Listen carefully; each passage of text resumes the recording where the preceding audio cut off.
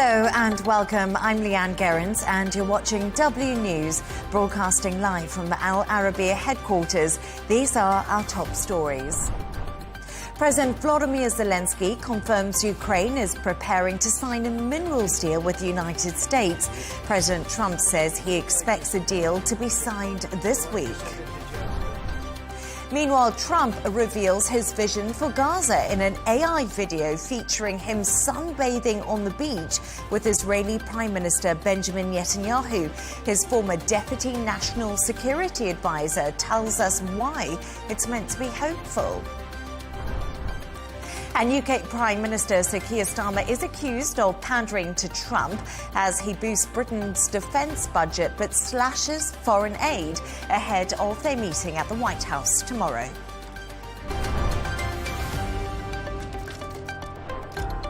Now, Ukrainian President Volodyrmr Zelenskyy has said Ukraine is preparing to sign an initial deal with the United States on investment in his country, but security guarantees are yet to be decided. He made the remarks during a press conference a few hours ago following the announcement that Ukraine has agreed the terms of a major minerals deal with the US. Let's hear what else he had to say. Of course, this agreement is about economics, but I asked for there to be at least an understanding that we are seeing things the same way, that all of it is part of future security guarantees. So, even in the framework agreement, I wanted for there to be at least a sentence, security guarantees for Ukraine. As far as I was briefed by the government officials, the sentence is there now. I don't remember, probably in point 10 or in some other, but it is important that it is there. Regarding my visit to the US, we were offered a date. The teams are working. What format? When? There is a preliminary date which President Trump mentioned, Friday. The teams are working. For more on this, I'm now joined by our correspondent, Stuart Smith, who's in Kyiv. Stuart, this is actually quite a turnaround compared to the war of words both Zelenskyy and Trump were exchanging last week. We don't know all the details yet, but it seems a positive step forward. And we know Trump is holding his first cabinet meeting right now and has confirmed that Zelenskyy will be in Washington on Friday.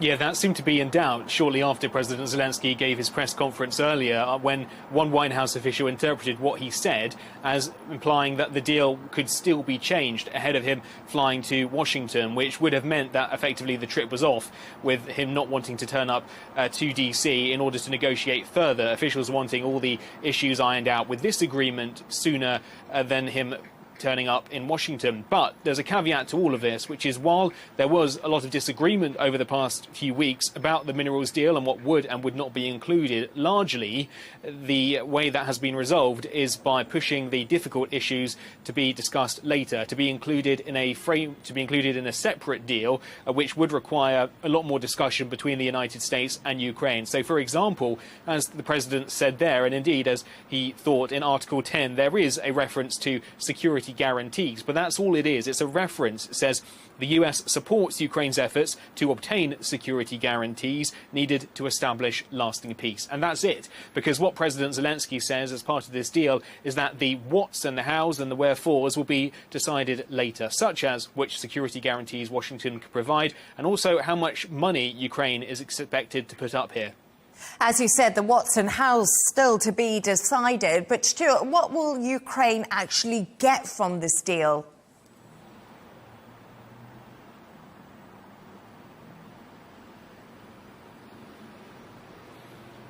Well, what we do know from the text, which has been published, and it's all fully laid out online if you want to look into it, and effectively says there's going to be a fund set up, a fund that Ukraine will deposit revenue into that comes from oil, gas extraction, from mining, and also from other activities related to that, a fund which will be managed 50-50 with the United States. And then the profits of that fund will be reinvested and then used to help rebuild Ukraine after any ceasefire deal. It only applies to new development, the thinking here being that by forcing only new development funds to be part of this agreement, then it will force American investors, if they would like to make some money, to come to Ukraine to start operations, and therefore Washington will be required to support them, presumably through security guarantees. So in this agreement, President Zelenskyy says he's achieved what he wanted in terms of a framework. He's got references to security guarantees. He's removed that $500 billion figure that Donald Trump initially suggested and the initial draft said would be relevant. And he's removed that 100% interest rate, which would have come on that $500 billion, effectively forcing Ukraine to pay $1 trillion for what Volodymyr Zelenskyy says was a no-strings-attached grant, and regardless was more like $100 billion in aid. Stuart Smith in Kyiv, thank you so much for joining me.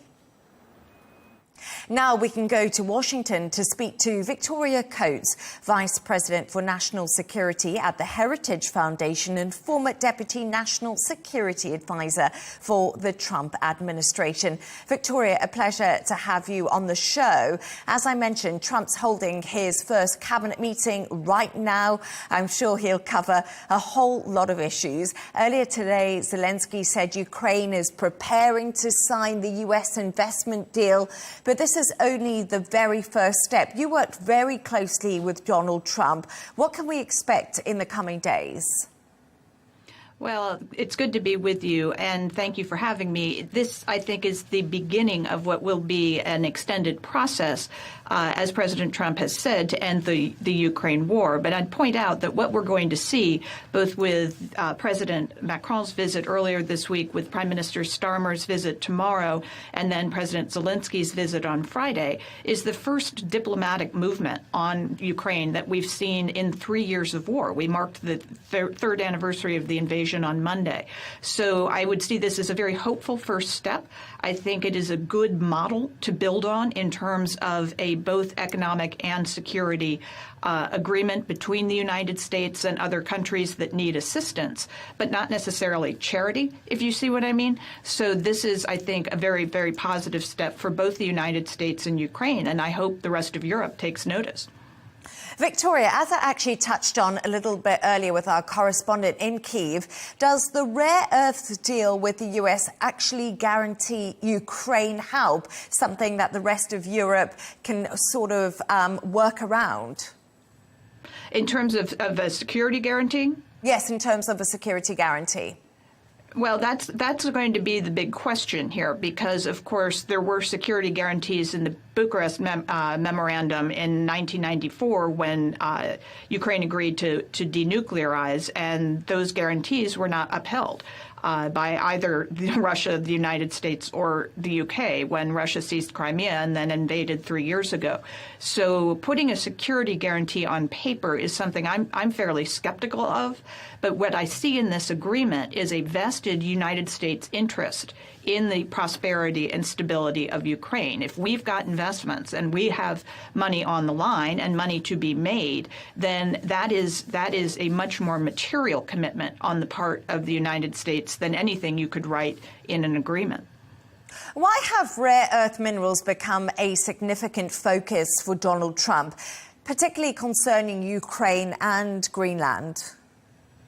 Well, in both Ukraine and Greenland, you have a disproportionate quantity of the Earth's resources in these areas. And we have some of them here in the United States, and certainly not as much as are in Greenland and Ukraine. And these are the building blocks for a lot of the advanced technologies in which the United States excels.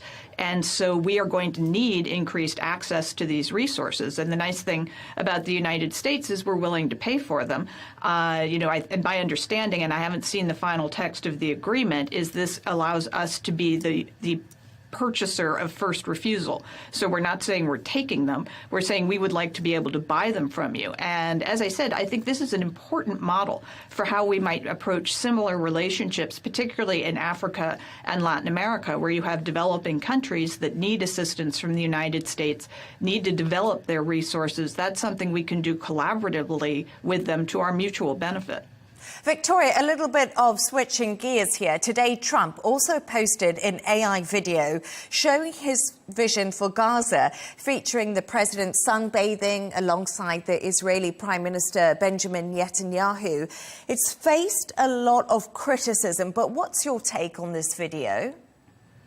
Well, this is certainly not the first AI-generated video that the president has posted, and this one also featured much more prominently Elon Musk, who is also present in this vision of Gaza. And rather than, focus on the criticism, I would focus on the vision for Gaza. I mean, this is a beautiful Gaza, which it should be. It's an extraordinary piece of real estate, which is how the president approaches it. And it can be rebuilt to be a wonderful place for Israelis and Palestinians. And, the vast majority of the people in the video are AI renderings of Palestinians. So I think this is President Trump saying, hey, this is what could be. This is what maybe should be if we can get past the immediate problems here. So I think he is the first person to have put any ideas on the table for Gaza. We now have a meeting of the Arab League next March 4th, I guess, coming up next week. So they are talking about a counter plan. Of course, the president would be willing to negotiate, but up until he made his remarks on Gaza, nobody had any ideas about what would happen the day after. And at least he's got a positive vision and a hopeful one. Victoria Coates, Vice President for National Security at the Heritage Foundation and former Deputy National Security Advisor for the Trump administration. Thank you so much for joining me on the show this evening. Thank you. Let's take a look at some of the other stories making the headlines today. President Trump has announced plans to sell a gold card to wealthy foreign investors who want permanent U.S. citizenship. The visa program would cost $5 million and will give investors the privileges of a green card. Speaking to reporters, Trump says the new scheme would replace the EB-5 program, and further details about the gold card scheme would be released in 2 weeks' time. British Airways has been named the worst long-haul carrier by the UK consumer watchdog, which customers of the British airline say it has failed to keep up with market competitors. That's despite the airline making billions of dollars of investments into improving its services. Meanwhile, Ryanair has been ranked at the bottom of the list as the worst short-haul carrier. Now, an Australian couple have criticised Qatar Airways after claiming they were forced to sit next to a dead body on a long-haul flight. They say the traumatic incident took place whilst they were on a 14-hour trip from Melbourne to Doha, and a woman died in the aisle beside them. Mitchell Ring and Jennifer Collin say cabin crew draped a blanket over her body and placed it next to the couple without offering them a chance to move seats. The airline issued an apology and said it was in the process of contacting passengers on the flight. And South Korea's fertility rate has increased in 2024 for the first time in 9 years. Data shows it's after a rise in marriages and various initiatives to encourage young people to settle down and have children. In the Asian country, there is a high correlation between marriages and births, and in 2024, South Korea marked a major jump in marriages, up 14.9%, the biggest since 1970.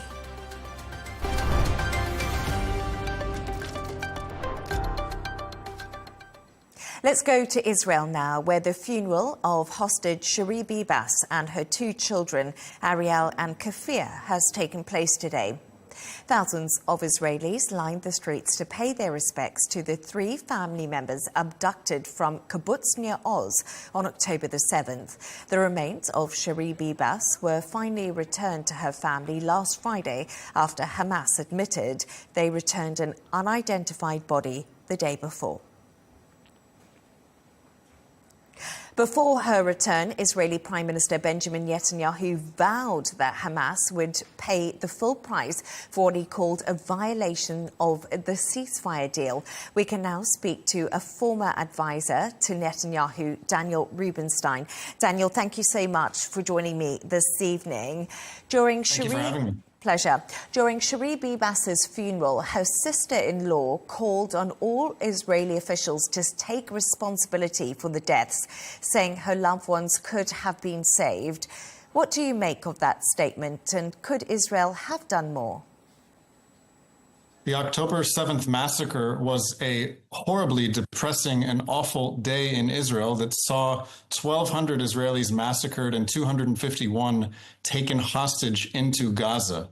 We still are awaiting answers. We, the Israeli public, are awaiting answers about how such an event could happen, given our preparations and our understanding of what we are dealing with from our neighbors. These questions will be answered in an official State Commission of Inquiry one day. But today was a day for mourning the loss of Shiri Bibas and her 2 young boys who were taken from their home by Hamas terrorists, taken into Gaza, murdered, and then their bodies were held for a ransom payment that we only were able to pay recently and finally receive the bodies so that they could have a proper funeral in Israel. It's a very sad time. And I'm just thinking, this is not the Islam that I know. Islam calls for the treatment of captives in a fair and humane manner, not the humiliation, not the parades that the Hamas government of Gaza puts on. What we're seeing is really a disgrace to Islam, and I'm hoping that all leaders of the Muslim world will speak out against what the Hamas government has done by starting a war, taking hostages, holding them in horrific conditions, chaining them, using them as slaves, and demanding a ransom for their return. We mentioned Netanyahu's anger regarding the mix-up of her remains before they were eventually returned to the family. What's been his reaction to today's funeral, and does he still believe Hamas should pay the price?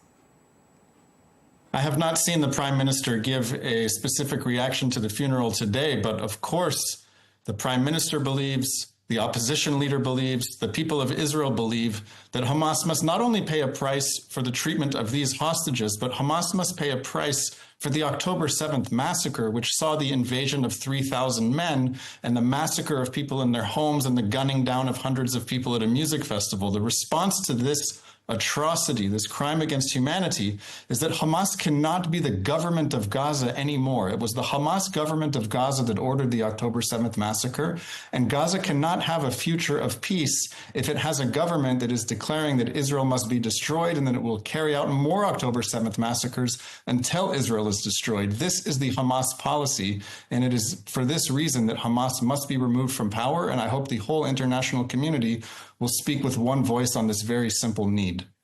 The first phase of the ceasefire is due to expire on Saturday. Hamas have confirmed they will return the bodies of 4 dead Israeli hostages tonight. When can we expect the second stage of the agreement, and what does a second stage actually look like? The timeline for the second stage remains unclear, and it must be negotiated if it's going to happen. What stage 2 called for in the original ransom agreement that Israel agreed to pay to Hamas was that Israel would withdraw 100% from the Gaza Strip in exchange for the return of every hostage. In exchange for the return of every hostage. Now, the problem with this is that if Israel withdraws completely from Gaza, then Hamas remains the government of Gaza, and Hamas government of Gaza is saying that they should carry out more massacres like they did on October 7th. So what Israel is looking for in the diplomatic arena now is an understanding from all of the entire international community that Hamas cannot be the government of Gaza. And if Hamas is going to be the government of Gaza, there's not going to be a phase 2 where Israel withdraws completely and allows Gaza to be reconstructed with Hamas still in power, with Hamas still taxing commerce in Gaza and using this money to train and equip and fund its terrorist army.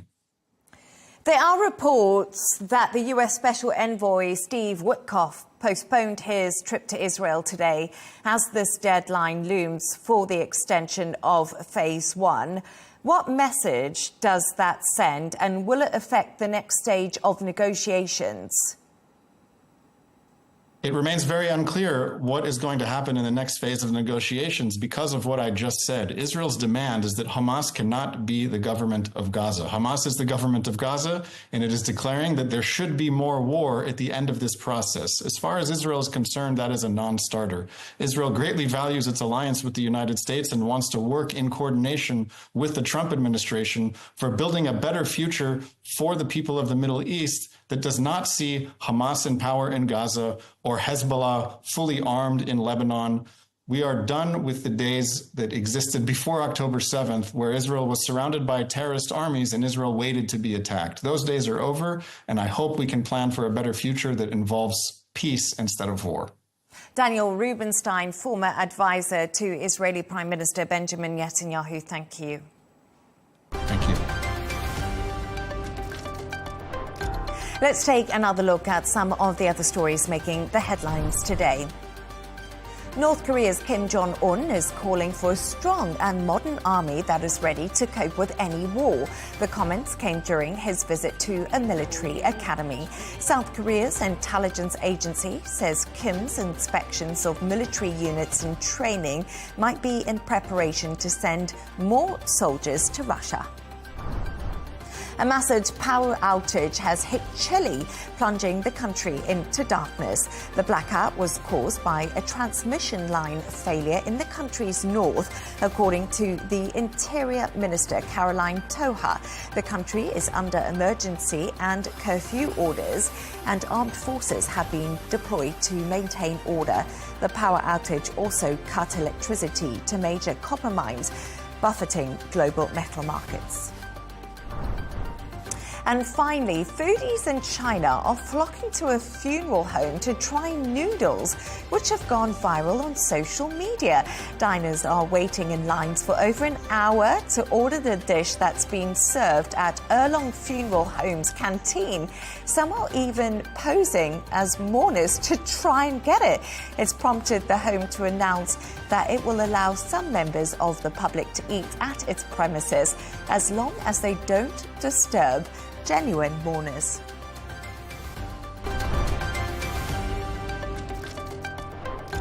British Prime Minister Keir Starmer is now on his way to Washington to meet President Donald Trump, where he'll join his Foreign Secretary, David Lammy, who arrived there earlier this week. Ahead of his trip, he announced the biggest increase in defence spending since the end of the Cold War, with the budget rising to 2.5%.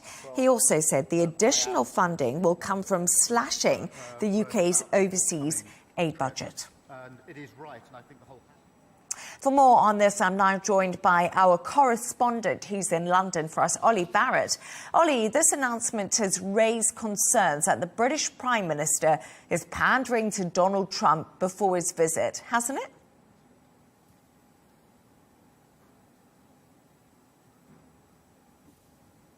It has. That is an accusation, Leigh Ann, that's being rejected by the UK government. The John Healey, the Defence Secretary, earlier today saying he wouldn't accept that characterisation. But Keir Starmer himself, on Tuesday, when talking about the rise in defence spending, said that he thought that the last few weeks had, in his words, accelerated his thinking in terms of how and when the UK needed to up its defence spending as a proportion of GDP. So Keir Starmer seemed to be acknowledging that, yes, events related to Donald Trump's positioning on the Ukraine issue, but also around calls for European nations to uplift their defence spending. Keir Starmer Starmer appearing to acknowledge that that was at least part of his thinking. Now, the government did come into power saying that it wanted to get to 2.5% of GDP being spent on defence at some point, but it hadn't yet put a timeline on it. And what we saw from Keir Starmer on Tuesday was him really setting out that timeline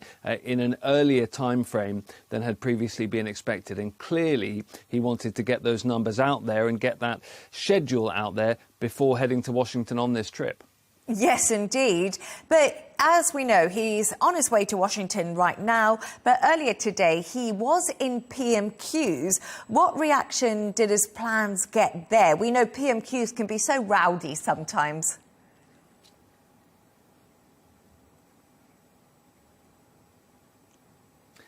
It can be. And Prime Minister's questions saw Kemi Badenoch for the opposition Conservatives broadly saying that she was in support of the government's decision and timeline, but it also allowed her to try and pick through some of the numbers, because Keir Starmer had been saying when he made this announcement that this would mean by 2027 that the UK would be spending £13.4 billion, $16 or $17 billion a year more on defence. The government has since acknowledged that that is only really the number if you don't account for inflation over that period. We're really looking at more like $7 or $8 million extra per year. So that was the line of attack from Kemi Badenoch, and that will also be interesting to see when Keir Starmer's in Washington. The big number is likely to potentially impress Donald Trump rather more than the smaller number. So it'll be interesting to see whether Donald Trump is as positive about the uplift in defence spending as the UK government hopes he will be. Yes, I bet Keir Starmer's crossing his fingers. As we said, on his way to meet Trump, but all eyes will be on their meeting. Today, he's repeated his calls for Ukraine to be at the table for peace negotiations. We've heard him say this before. Starmer appears to be going to Washington really at a crucial time. What will he be trying to achieve with his talks?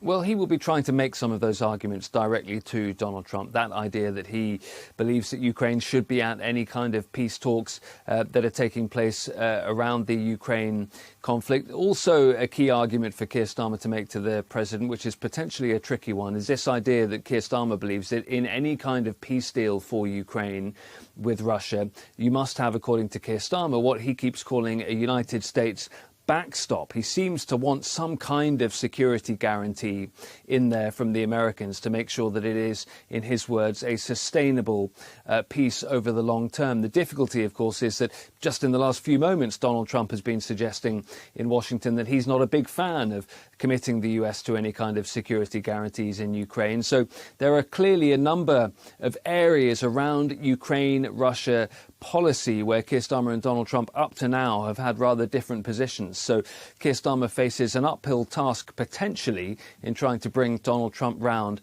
to some of those kinds of views that are held in European capitals.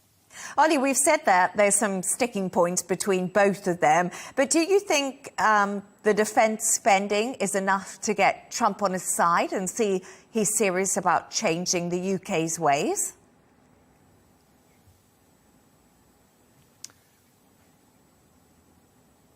It was certainly welcomed very quickly by the US Defence Secretary Pete Hegseth. He said that it was a strong step from the United Kingdom. So I think the UK government is optimistic that Donald Trump will be in a positive frame of mind off the back of this announcement. But the UK government and Downing Street will also be well aware that there are huge potential pitfalls on this visit. You never quite know what Donald Trump is going to say about any particular topic in public or indeed in private. And Keir Starmer will be hoping to get away from Washington towards the end of the week without some kind of huge public falling out with Donald Trump, derailing the rest of the visit. So in a sense, he wants to get away unscathed. To set the bar high, he would want to also try and bring Donald Trump around to some of the views that are held in European capitals about the best way to approach peace negotiations. But it is clear that Downing Street made this announcement on defence spending ahead of this visit, partly because it felt that Donald Trump would be receptive to some of Keir Starmer's arguments, having made that announcement. Ollie Barrett in London. Donald Trump's Unpredictability is keeping us very busy at the moment. Thank you for being across all of that.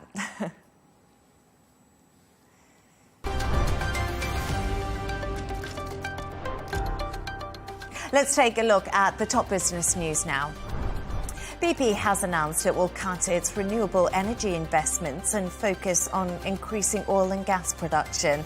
The energy giant revealed the shift in strategy on Wednesday following pressure from some investors unhappy its profits and share price have been lower than its rivals. The move comes as Shell and Equinor have also scaled back plans to invest in green energy, and US President Donald Trump's drill baby drill comments have encouraged investment in fossil fuels.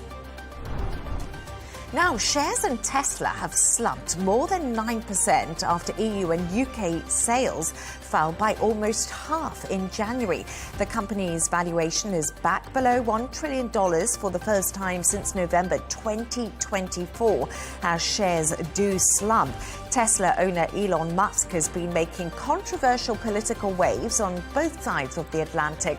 In addition, it is facing very stiff competition from Chinese and other electric vehicle manufacturers. Let's turn to sports news now. Australian radio host Marty Shergold has been taken off air after making so-called misogynistic and disrespectful comments he made about the country's women's football team.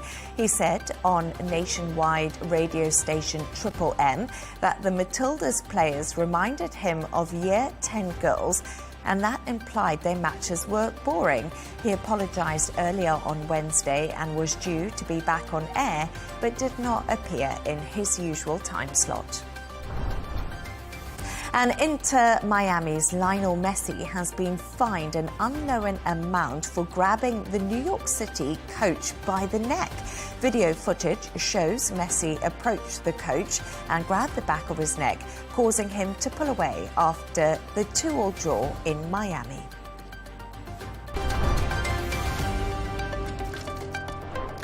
Now, a reminder of our top stories. President Volodyrmr Zelenskyy confirms Ukraine is preparing to sign a minerals deal with the United States President. Trump says he expects the deal to be signed this week. Meanwhile, Trump reveals his vision for Gaza in an AI video featuring him sunbathing on the beach with Israeli Prime Minister Benjamin Netanyahu. And UK Prime Minister Sir Keir Starmer is accused of pandering to Trump as he boosts the UK's defence budget but slashes foreign aid ahead of their meeting at the White House tomorrow. And that's all from us on W News. Thank you so much for joining us. Coming up next is Riz Khan. He interviews Gad Saad, an evolutionary behavioural scientist and author of The Parasitic Mind. And don't miss Tom Burges Watson with GNT. Good night.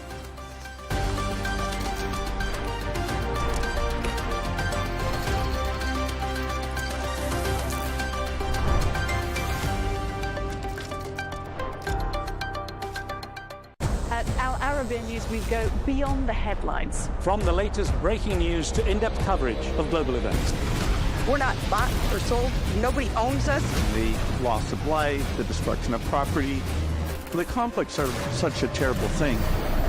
Context and analysis to help you see the full picture. The world is in a very dangerous place. Join us on Arabiya News. It's very impressive. Where knowledge meets perspective.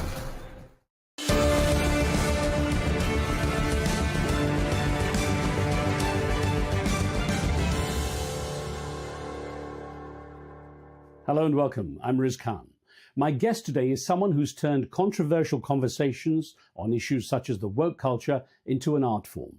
The renowned evolutionary behavioral scientist Dr. Gad Saad pulls no punches as he fights for what he believes should be universal truths and real freedom of speech.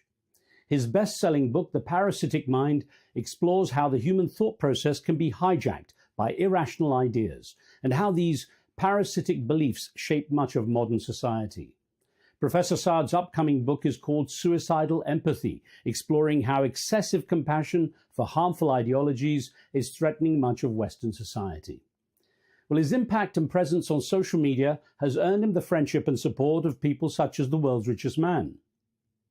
I found him to be incredibly engaging, very, very humble, zero ego, just two guys. We literally hugged, sat there for 4 hours, completely locked in. You know, he was confiding in me in a very trusting way, in a very intimate way. So I thought he was just absolutely lovely. I mean, he is an eccentric guy, but I've got nothing but positive affection for him. And Professor Saad has welcomed Donald Trump's second presidency as an opportunity to turn the tide on woke culture and to boost freedom of speech. I caught up with him in his hometown of Montreal in Canada for a candid conversation covering a number of controversial ideas that he's put forward.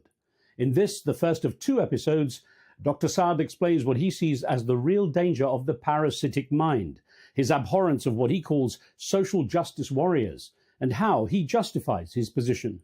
I am putting the epistemological noose around your neck. I don't have to emote louder than you. I don't have to scream louder than you. If I can have this, gargantuan triangulation of evidence, I'll let that do the talking for me. Professor Gad Saad, technically, but Gad Saad, I'm glad you could spend some time with me for this conversation. There's so much to talk about. I guess I should start by asking, which pronouns would you prefer I use for you? He, they. Happy to do that. Now, you've written so many books, you've written a number of books, I should say, that really look at the human condition from a number of angles. I'm going to go through a couple of those down the road, but let's start with the parasitic mind, because that's the one that really got you out there. And having been through it, I don't know, one sense I got was that you seemed almost angry or frustrated with the way society has gone. Was it essentially a vent? I mean, in a sense, yes, because having been in academia for for 31 years now, I always tell people I faced 2 great wars in my life. The first one was the Lebanese Civil War, growing up in Lebanon. The second one was the war on reason, on logic, on common sense, on reality that I saw on university campuses. And I just couldn't understand how supposedly intelligent people could be parasitized by such nonsense. And so it was really a result of me having stood at the top of the mountain, screaming into the wind, nobody paying attention to me. Eventually they paid attention with the parasitic mind. Isn't a best-selling book in its own way an infectious idea? It is. So in the mimetic sense, so if you remember, Richard Dawkins famously wrote a book in 1976 called The Selfish Gene. In that book, he argued that, of course, humans are a biological animal, but also a cultural animal. Our genes spread, but so do our memes, which is packets of information. So when you're reading my book, I am literally infecting your brain with my ideas. Now, you state in the book that people should proactively judge, not just judge simply to be politically correct. Where does that leave someone like me? I'm an old school journalist, and it was kind of beaten into me years ago as I trained that I should not take a position, that I should not be involving myself in the story with adjectives or a commentary or an opinion. All that's changed now in the media, as we know, but I'm kind of stuck in that world. Where does that leave me, where I don't want to be in an argument with you screaming and shouting that you're right or wrong? I just want to hear your opinions, right, and let people decide. So in your case, if you're wearing your hat as a journalist, then perhaps not judging is the right ethos to invoke.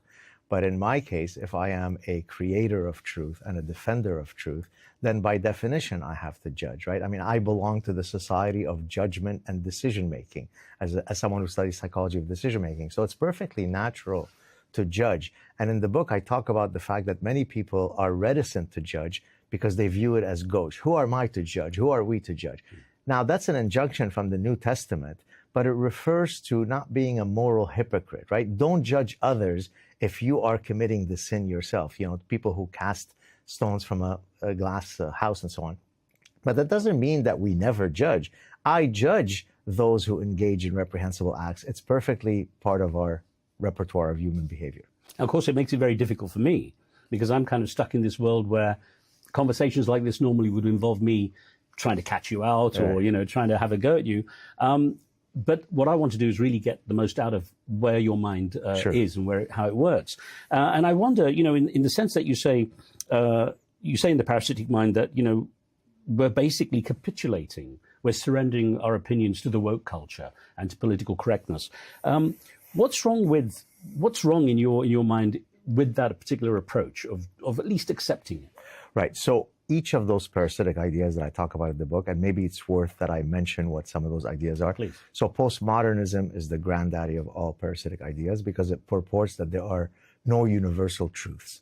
We are completely shackled by subjectivity, so to speak of an objective truth is completely nonsensical according to the postmodernists. Cultural relativism is an offshoot of that. It says, who are you to judge absolute moral truths, right? If another culture wants to cut off the clitorises of little girls, that's their business.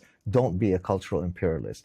Social constructivism is another parasitic idea. It basically says we're not biological creatures. Everything is due to social construction. So if Bubba can bench press more than Linda, it must be because his parents taught him to play rough and tumble. It can't be because there are physiological, hormonal, morphological differences between men and women. Now, each of these parasitic ideas originally started off from a noble place. So take, for example, trans activism, right? Yes, of course, trans people should live free of bigotry. That doesn't mean in the service of that goal, we end up murdering and raping truth. So that, yes, if a 6'4", 280-pound guy decides that he's Linda tomorrow, who are you to judge whether he's not really Linda? So no, I do judge people who, in the service of an original noble goal, decide to kill truth. You see these ideas, to explain the parasitic mind, as basically parallel to biological parasites. Exactly. Yeah. So let me give you. Yeah. So earlier I mentioned memes. Memes are not the same as the neuroparasitological framework that I took, and let me explain why. A meme could be positively valenced, neutral, or negatively valenced. A parasitic idea is inherently negative, right? And the reason why I chose the neuroparasitological framework comes from the animal kingdom. So in nature, the field of parasitology is the study of host-parasite interaction. So for example, you could be parasitized by a tapeworm that takes over your intestinal tract.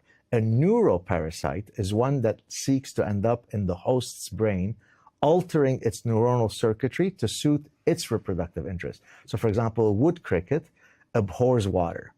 When it is parasitized by a hairworm, the hairworm needs it to jump into water in order to complete its reproductive cycle. And so that was my epiphany. Aha, I will now use that framework to argue that human beings could be parasitized by actual physical brainworms, but also ideological brainworms, and hence the parasitic mind. Why do you think humans are so vulnerable to these idea pathogens? Well, I love that you asked it that way, because I've often been asked, is the parasitic mind something that is specific to the current period? And my answer is no. The capacity for the human mind to be parasitized is an indelible part of the architecture of the human mind. What is specific to the current period are the specific parasitic ideas that are taking over. 300 years ago, it was perfectly a good idea if we thought that our neighbor Linda was a witch to throw her into the body of water. And if she swims, then we know she's a witch. And if she drowns, oops, I guess we were wrong. That's a parasitic idea. Mm-hmm. So there are many reasons for that. One of which is, as I said earlier, it helps us get through difficulties in life. For example, some people argue that religion itself, Daniel Dennett, the famous evolutionary philosopher, argued that religion is akin to a parasite. So there are a wide variety of reasons why we are susceptible to this parasitic thinking. I'll get on to religion a little bit later, because Sure. It's something you touch on quite a bit. But I'm guessing from what you say, even a good leader or someone who's a great orator essentially is infecting everyone. Well, I mean, that's Machiavelli, right? Machiavelli said it doesn't matter if the leader is truly an honest person. What matters is that you manage that's why when you say, for example, someone has Machiavellian intelligence, a salesperson who has high Machiavellian intelligence, what is he or she doing? They are tailoring their sales pitch as a function of the customer that they're standing next to, right? That's what a politician does. That's why when politicians are on the campaign, you always see them with a baby. Why? Because that shows that I am nurturing, I am kind, I am compassionate, right? You never see them with babies unless it's about 7 days before the election cycle. So, of course, it's all about this kind of impression management. And I guess dating sites, the person always has a puppy. A puppy, or I've actually joked once, but it's based on actual science. If you hold a puppy, if you hold a guitar, and you come out of a Porsche wearing a fireman uniform, sit back and enjoy the ladies. Fair enough. You've alluded to, the issues that you are concerned with in the parasitic mind. What do you think are the three biggest risks facing us because of the parasitic mind? And so the answer to that is also picked up in my forthcoming book called Suicidal Empathy, Right, which touch on that, will touch on that. Look, it causes us to take certain public policy decisions that are deeply problematic. On a smaller scale, although an important one, it causes about 900 medals to be given.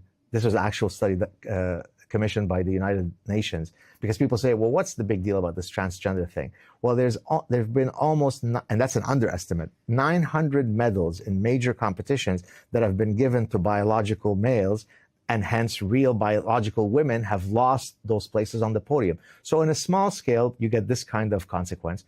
But how about unchecked illegal immigration?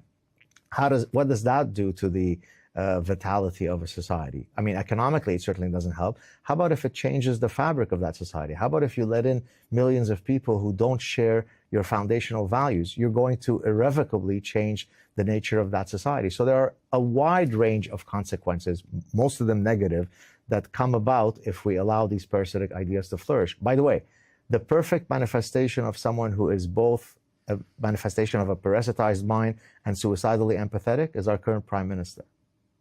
Oh, we're here in Canada. In Canada, okay, yes, right. sir. Well, we can touch on the politics in a moment. But the reason I'm asking it in this way is that you talk about, say, immigration, for example. Sure. It sounds like it's a broad, sweeping brush when you apply the idea to immigration. People forget the nuances, and that is that there are benefits from immigration. I mean, of course. In the US, they're going crazy in the agricultural sector now because they've lost all the workers. So how do you balance not overgeneralizing in such a way that it's counterproductive? Right. It just has to be common sense, right? I'm an immigrant, so oftentimes people will write to me and say, you're such a hypocrite. You rail against open-door immigration, but you're an immigrant yourself, and your buddy Elon Musk is an immigrant, so why are you railing against immigration? That's like arguing that my little cat, house cat Fido, is a feline, and the lion in the jungle is a feline. Therefore, since they're both feline, you should also go to the jungle and cuddle up with the lion in the jungle. Immigration has to be pursued in such a way that it always leads to a net benefit to the host society.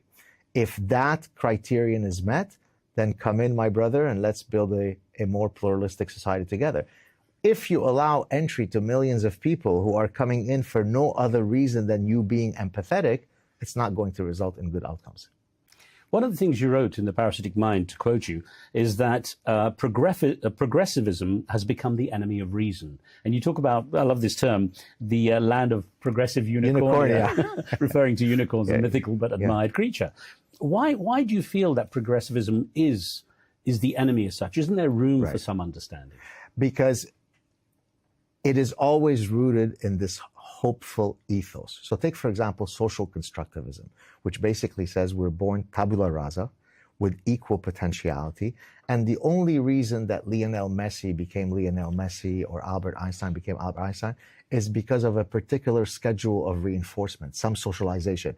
Maybe his parents hugged him a lot, or maybe they didn't hug him enough, or maybe they took him to McDonald's enough, or maybe not enough. It can't be because there is innate differences in potentiality across people. Because here what the progressives are mixing up is equality under the law with equal potentiality. Now, it's very hopeful for me to think that all of my children have the potential to become the next Lionel Messi if only I find the right schedule of hugging. But the reality is my children are unlikely to become NBA players because I'm a short Jewish guy. Okay, the genes are already working again. Now, there are some short guys that ended up in the NBA, but the statistics are against you. So me recognizing that there are certain biological realities is harder to swallow than the progressive unicornia that says, given the right schedule, we will all be beautiful. Socialism is a wonderful idea if you're 3 years old, because I teach my kindergarten kid that sharing is caring. It's inherently unfair that Elon Musk has more money than the guy who's homeless, right?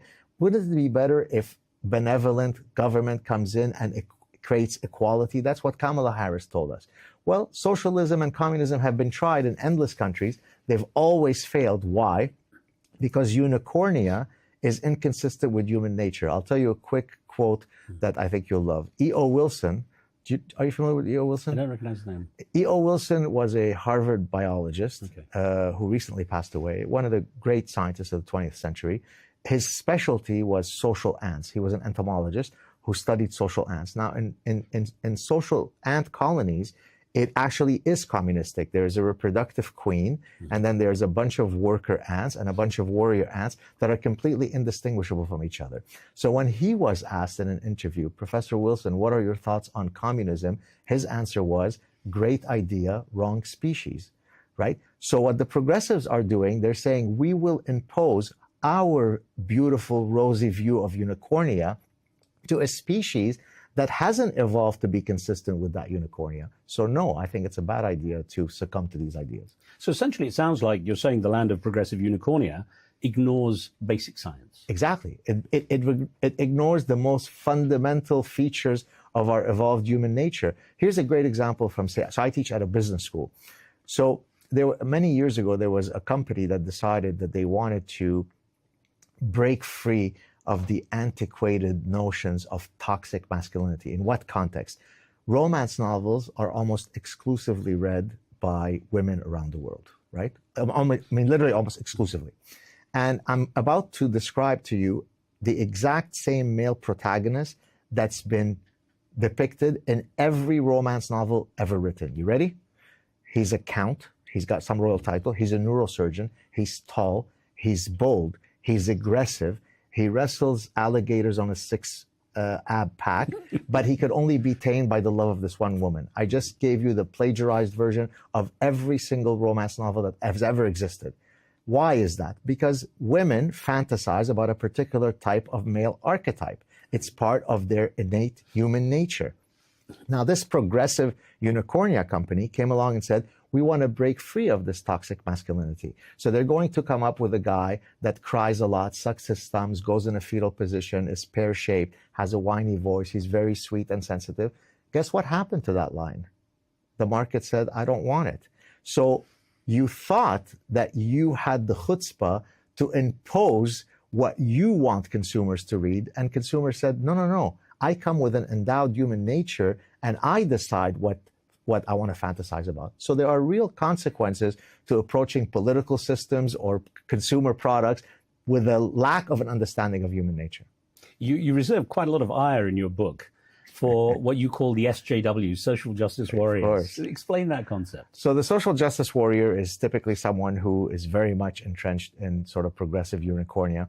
I even give an example of a type of social justice warrior with a spicy term. Do you know where I'm going with this?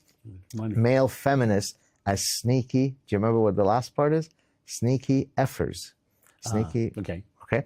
Now, that term, sneaky effer, actually comes from science.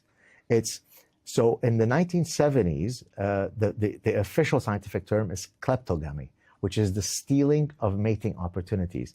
But the colloquial term, even within the scientific literature, is a sneaky effer. So example, you have many species where the males, there are two phenotypes of male. There's the traditional male who is, very masculine and so on.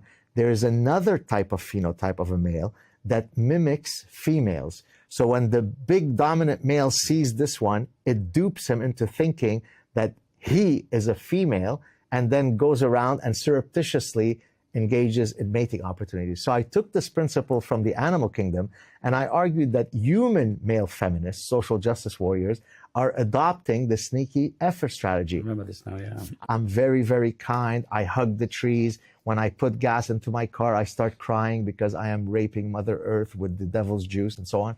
And so I'm very kind. You could trust me, Linda. You don't have to worry about me. I'm a kind and compassionate person. I'm a sneaky effer. How do you propose to protect those who are genuinely vulnerable? Because we can't all be that archetypal, super strong alligator wrestling type. There are those who need, to some degree, I guess, support and protection. So how does it not kind of dissolve into this, as you say, unicornia kind of perspective? Look, I'm not suggesting that empathy is something that should be eradicated. We are a multifaceted creature, right? We can be ruthlessly violent, and we can be infinitely kind and loving, right?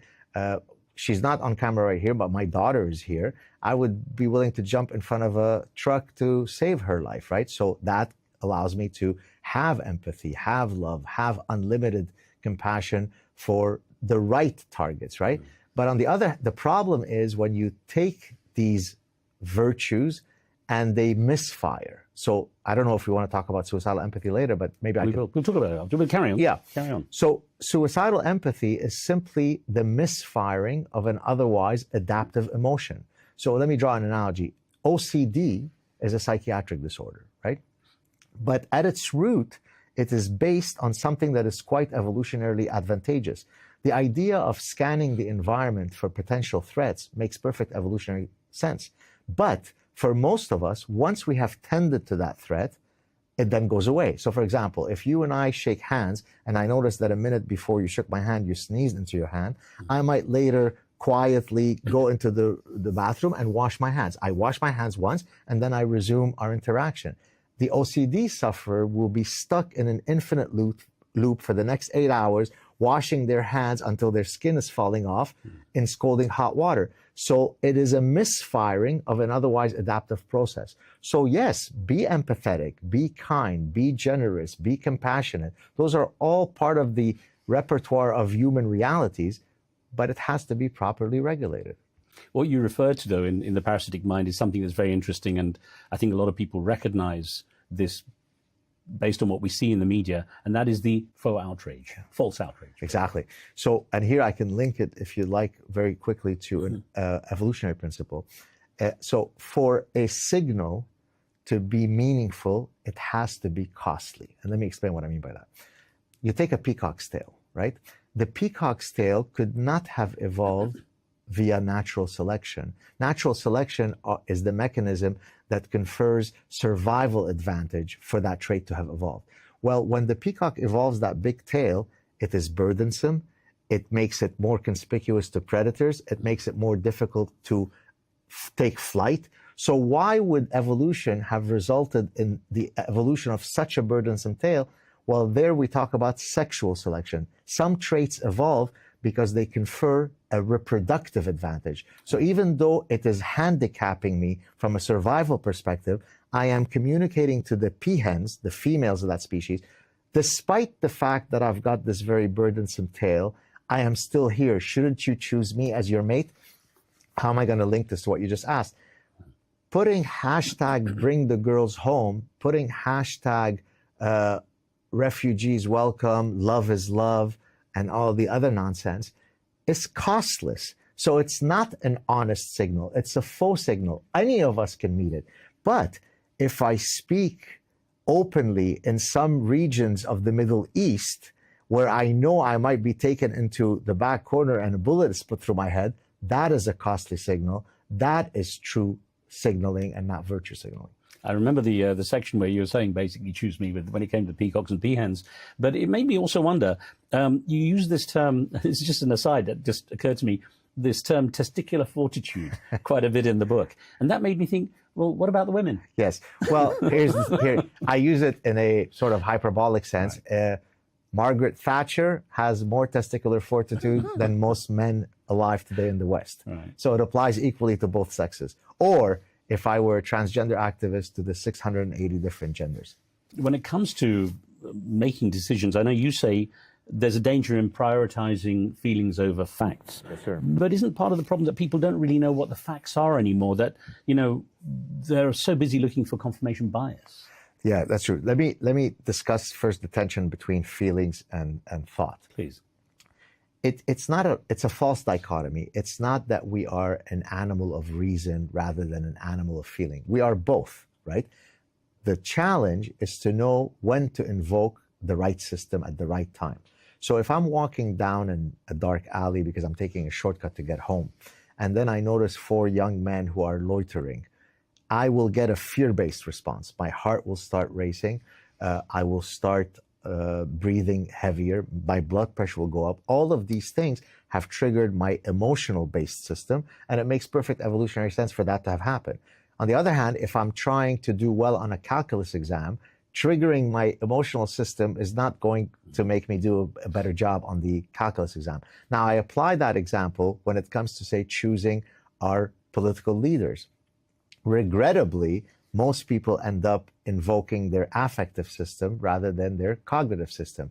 And so here I talk about, actually an expression from Arabic, says that getting drunk by simply smelling the cork of the wine bottle. Right. Because what that basically says, I don't need to actually drink the wine to get drunk. I just take a whiff and I'm already, right? So it refers to someone who has a weak cognitive constituency, right? So for example, if you ask people, why do you love Obama?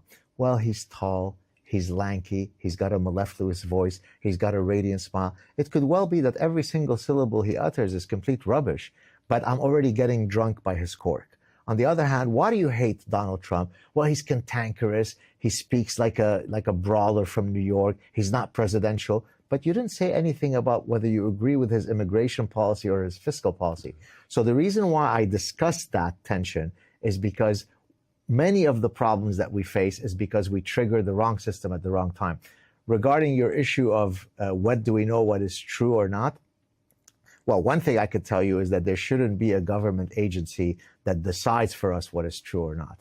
I don't know if you remember, under the Biden administration, there was a woman, Nina something, that came out who was going to be the first official czar of disinformation. I mean, Orwell couldn't have come up with such a ridiculous notion. Do you remember her? Vaguely, but I was thinking the issue is partly that with politics, the scene has become distorted anyway. Right. Well, and look, for example, in science, once you utter the words, these two words, settled science, you understand nothing about science. Because science deals in provisional truths. Yes, right. There is a truth, but that truth can move. What we thought was true, I mean, the Copernican revolution was about people thinking one way about the cosmos, and then Copernicus and Galileo came along and said, no, that's not how it works.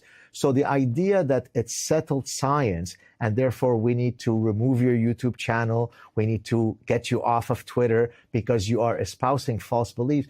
Is it disinformation to say that men menstruate, or is it veridical information? So this whole idea of we tell you what the facts are is a terribly Orwellian, dangerous idea. I'll get on to how this has been affected by social media and the mainstream media as we progress. But what I was getting at also is, isn't it now that in the case with politics, it is more about smelling the cork than actually listening to what the real policy should be? And I think there is a reason for that. Look, we face a lot of computational complexity in our everyday life, right? Imagine if I sat there aching about every single decision by looking at every single piece of information that is relevant before I decide which restaurant to go to or which car to purchase. Then I would be stuck in choice paralysis, right? So I use what are called decision rules or heuristics that allows me to cut through the clutter, right? And so, for example, when people evoke their affective system, that's a very quick shortcut, right? Because it allows me to say, look, how do I feel about Obama? He's lovely and majestic. How do I feel about Trump? He seems mean and cantankerous. Good enough, right? Because it cuts through the clutter. Now, it's a suboptimal way of making decisions, but it is a very quick way to navigate through the computational complexity.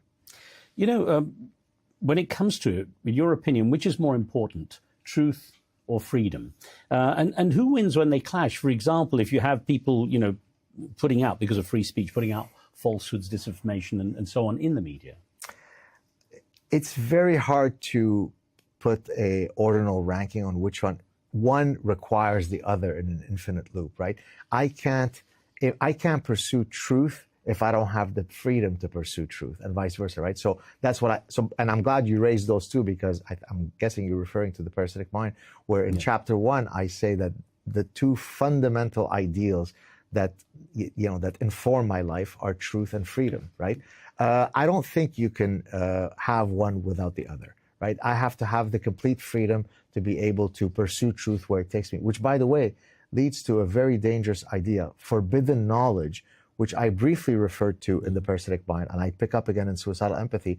Forbidden knowledge is the idea that there are some inquiries that we should refrain from pursuing because the consequences would be too great to pursue them, right? Now, and if I may, let me explain here the concept of deontological versus consequentialist ethics.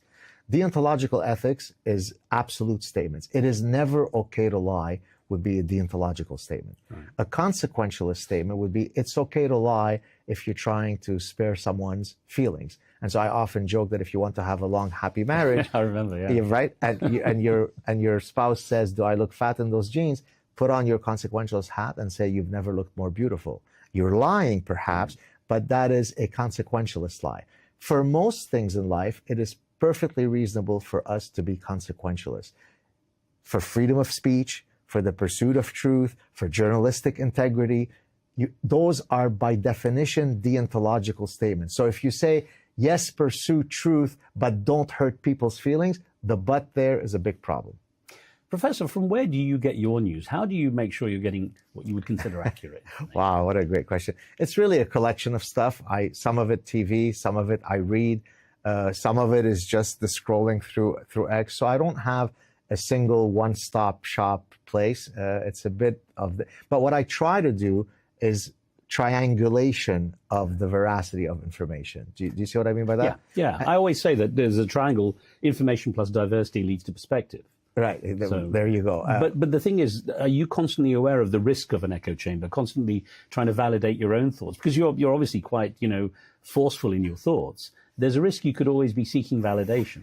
Albeit, if you, for example, will look at some of my now I have a lot of followers, so I can't give you an empirical estimate, but I can oftentimes have on my feed 2 people that just responded to something that I posted, and they couldn't be more diametrically opposed from each other. Now, I actually take that with some encouragement, meaning that if every time I post something, everybody always agreed with me, then probably I've created an echo chamber. But if, just with one post, I can have 20 people, 14 of whom agreed with me, 6 who haven't, then I think I'm building a diversified chamber. So I used to give this example that if I covered the Israeli-Palestinian situation, and I would have people from both sides, but either way, no matter how I did the debate or the conversation, I would get viewer feedback saying, "Oh, you're so pro-Palestinian," for the same show where they said, "You're so pro-Israeli." And my producer would say, "How can that be?" I said, "Well, my explanation was people bring their own baggage." Exactly. When they're watching. And that's why I ask in your case how you kind of put your mind outside that potential echo chamber. Well, so I'll give you an example of confirmation bias that my former doctoral supervisor had told me many years ago. So he had been hired to help some company. He's a cognitive psychologist and consumer specialist at Cornell. He just recently retired, by the way. So he had been hired by a company where half the executives seemed to be for a product launch and the other half seemed to be deadly set against the product launch. And so what was going to break the tie is they were going to bring a bunch of them, put them in a focus group, and then based on that interaction, either one side would win or one side or the other side would win. After that interaction happened, then you polled both sides. Both sides said, "You see, we won." Now, how could it be? How could it be that they both saw the exact same interaction and arrived at exactly the opposite confirmation, right? Well, it's exactly to your point, which is I only look for information that supports my position, and I filter out perceptually and cognitively any information that doesn't agree with my position, and therefore I solidify my anchored position. I was recently asked on a show by a British psychiatrist, this was about a year ago, at the end of the show, maybe the best question I've ever been asked, maybe you'll beat it on this show. He said, what is the singular phenomenon that, you've seen in the human condition in your 30 plus years as a professor that has most surprised you? So I had to pause for a second. And then I said, the inability for most people to change their anchored positions, irrespective of the amount of conflicting evidence that they might be shown. Which itself, and that's why, by the way, in chapter 7 of The Parasitic Mind, I try to offer a means by which we can break through that resistance I talk about nomological networks of cumulative evidence, which we could talk about. So I'm mindful of even my capacity to succumb to this kind of echo chamber. That's why I try to sample from many different sources. How do you regard conspiracy theories? You know, the moon landing wasn't real, or that there are chips in vaccines during COVID, these kind of things that are out there. How do you regard them? I apply the scientific method, right? So I think there is now enough evidence that the Holocaust did happen. So if you're a Holocaust denier who argues that, you know, it was all Hollywood made and there were no ovens and so on, I don't have to take it seriously, because I know the accumulation of evidence has already established that that thing happened. And so you just apply the scientific method as you navigate between what is true or false. There's no other way to do it. It's difficult, though, with things like the moon landing. It doesn't have the same empirical basis as the Holocaust, for example. That is true. That is true. But by the way, I mean, I don't know if it's the right time to do it, but maybe it is. Do you want me to talk about how you do the nomological networks? Please do, yeah. So in a sense, it speaks to your general question. How do you seek truth? How do you know what's true, what's not true? And so in Chapter 7, the chapter's titled How to Seek Truth, I argue that there is an incredibly powerful, albeit very cognitively taxing, method to try to decide whether something is true or not. So let's take, for example, I give several examples in the chapter, but I'll discuss one here. Let's suppose I wanted to counter the idea that social constructivists offer that toy preferences are sex-specific due to socialization. Meaning it's because mommy taught Linda to play with the doll and taught Bobby to play with the truck. That's why they have those preferences. Let's suppose I wanted to demonstrate to you that that's not true. There are universal biological and evolutionary-based reasons for those sex-specific toy preferences. How would I go about doing that? So I'm going to build a nomological network of cumulative evidence, meaning I'm going to get you data from across cultures, across time periods, across species, across methodologies, that will triangulate to demonstrate that this position is unassailable. So, and I'll give a few examples. Well, from developmental psychology, we know that young infants who are too young to yet be socialized, by definition, they don't have the cognitive apparatus to be socialized, already exhibit those sex-specific toy preferences. So that already takes out the socialization argument. I can get you data from vervet monkeys, rhesus monkeys, and chimpanzees showing that they have the same sex-specific toy preferences. I can get you data from sub-Saharan Africa, where cultures that are very non-Western, they exhibit the same sex-specific toy preferences. I could go back 2,500 years ago, showing you that in ancient Rome and ancient Greece, on funerary monuments, little boys and girls are depicted playing with exactly the same types of toys as we have today. So look how I am putting the epistemological noose around your neck. I don't have to emote louder than you. I don't have to scream louder than you. If I can have this, you know, gargantuan triangulation of evidence, I'll let that do the talking for me. And so that's why, by the way, I'm epistemologically quite humble in that I know what I know, and I know what I don't know. That's why I never get caught in interviews. I give thousands of interviews because I'll never try to wing it. If you ask me a question that I think that I haven't done the requisite nomological network for, I'll say, hey, Riz, you know, that's a great question. It's above my pay grade. I don't know. But if I know, good luck to you if you want to debate me. Fair enough. No, because a lot of people obviously want to try to catch you out. Yeah. But if you know your stuff, that's obviously going to be important. But it was interesting because you did say people who spew falsehoods should be judged. Now that stuck with me with Paris. Judged doesn't mean imprisoned. No, I didn't. I realized what you meant. It was the whole chapter on us taking a position and so on, which is why I started asking you about my situation as a journalist. Because of course, as a human being, I have in my head judgments and opinions, but I really, difficult as it is, I enforce them in terms of my journalistic work. I want to stand away and hear the story. So many people say that politicians in general happily lie. And in the case of Donald Trump, who I know you do like as a politician, he regularly is accused of lying, and people actually metrically record this.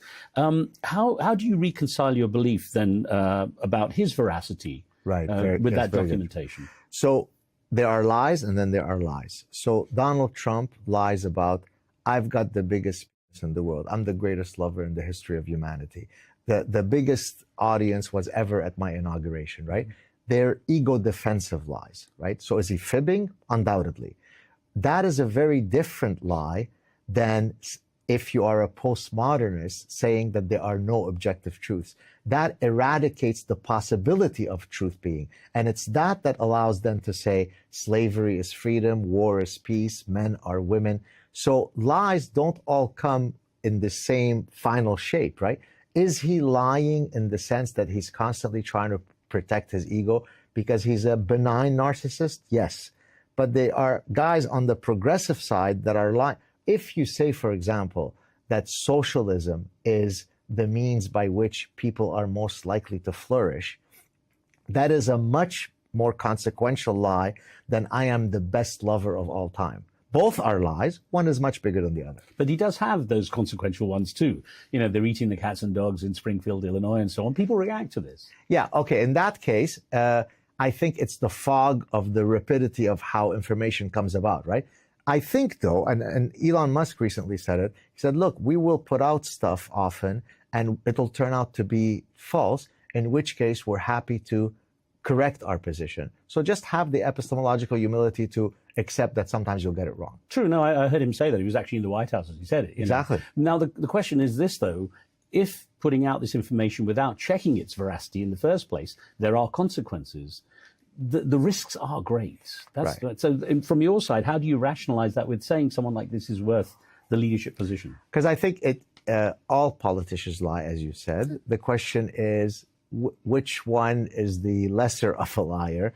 I don't think that when I put my imprimatur in supporting a particular candidate, I think that they are interchangeable with a saint, right? I think that given these options, this is probably the better option. So given the types of values that are important to me, it is incontestable to me that Donald Trump would have been a much better choice than Kamala Harris. All right, you're picking between those candidates, but I'm talking in a general sense with politicians. They all lie. I was going to say, so in the sense of Donald Trump, you see him as something of a cure.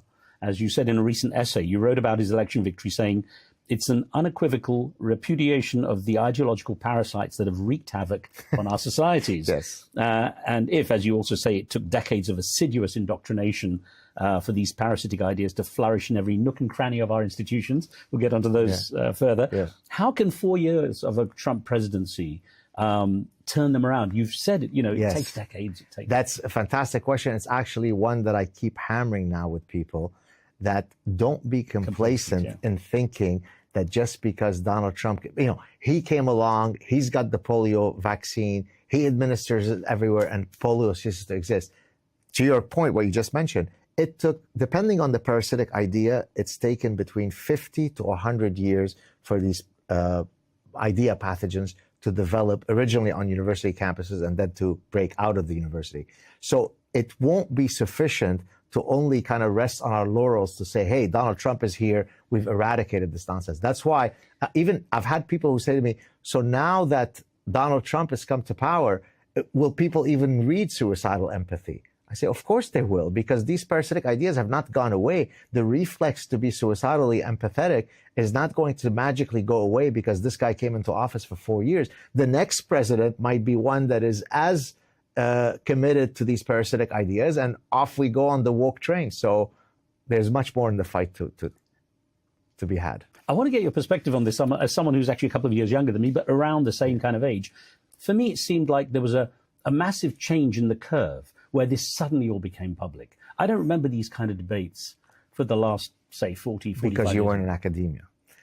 So it takes a while for all of these. So, for example, take shingles.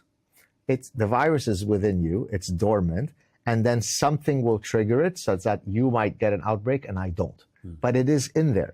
So what you were reacting to is the fact that you didn't know that shingles was, flourishing in the background, whereas I was living in the petri dish of shingles called academia. So, and let me give you the background of how I first was exposed to, Houston, we have a problem. So my scientific work originally was in the application of evolutionary biology and evolutionary psychology and studying human behavior in general and consumer behavior and economic behavior in particular. And so as I tried to Darwinize the business school, the idea being that you can't study entrepreneurship or leadership or consumer behavior or economic behavior without ever invoking our biological nature. To me, that seemed like a very banal and obvious statement, Well, apparently it was completely heretical to most of my academic colleagues. And so I was right. That was my first exposure to parasitic ideas. How could these otherwise bright, educated people be questioning the fact that human beings, consumers are biological? You don't think our hormones affect our behavior? How? Right? And so I saw it, but it took a while for other people who were not inhabiting that ecosystem to then hit them.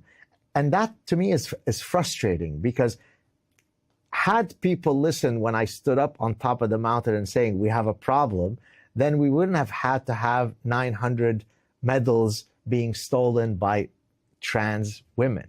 You see what I mean? I hear you. Yeah. I appeared in 2017. I appeared in front of the Canadian Senate. I was summoned, as was Jordan Peterson, separately to talk about Bill C-16, which at the time was a bill that hadn't passed yet, trying to incorporate gender identity and gender expression under the hateful rubric umbrella.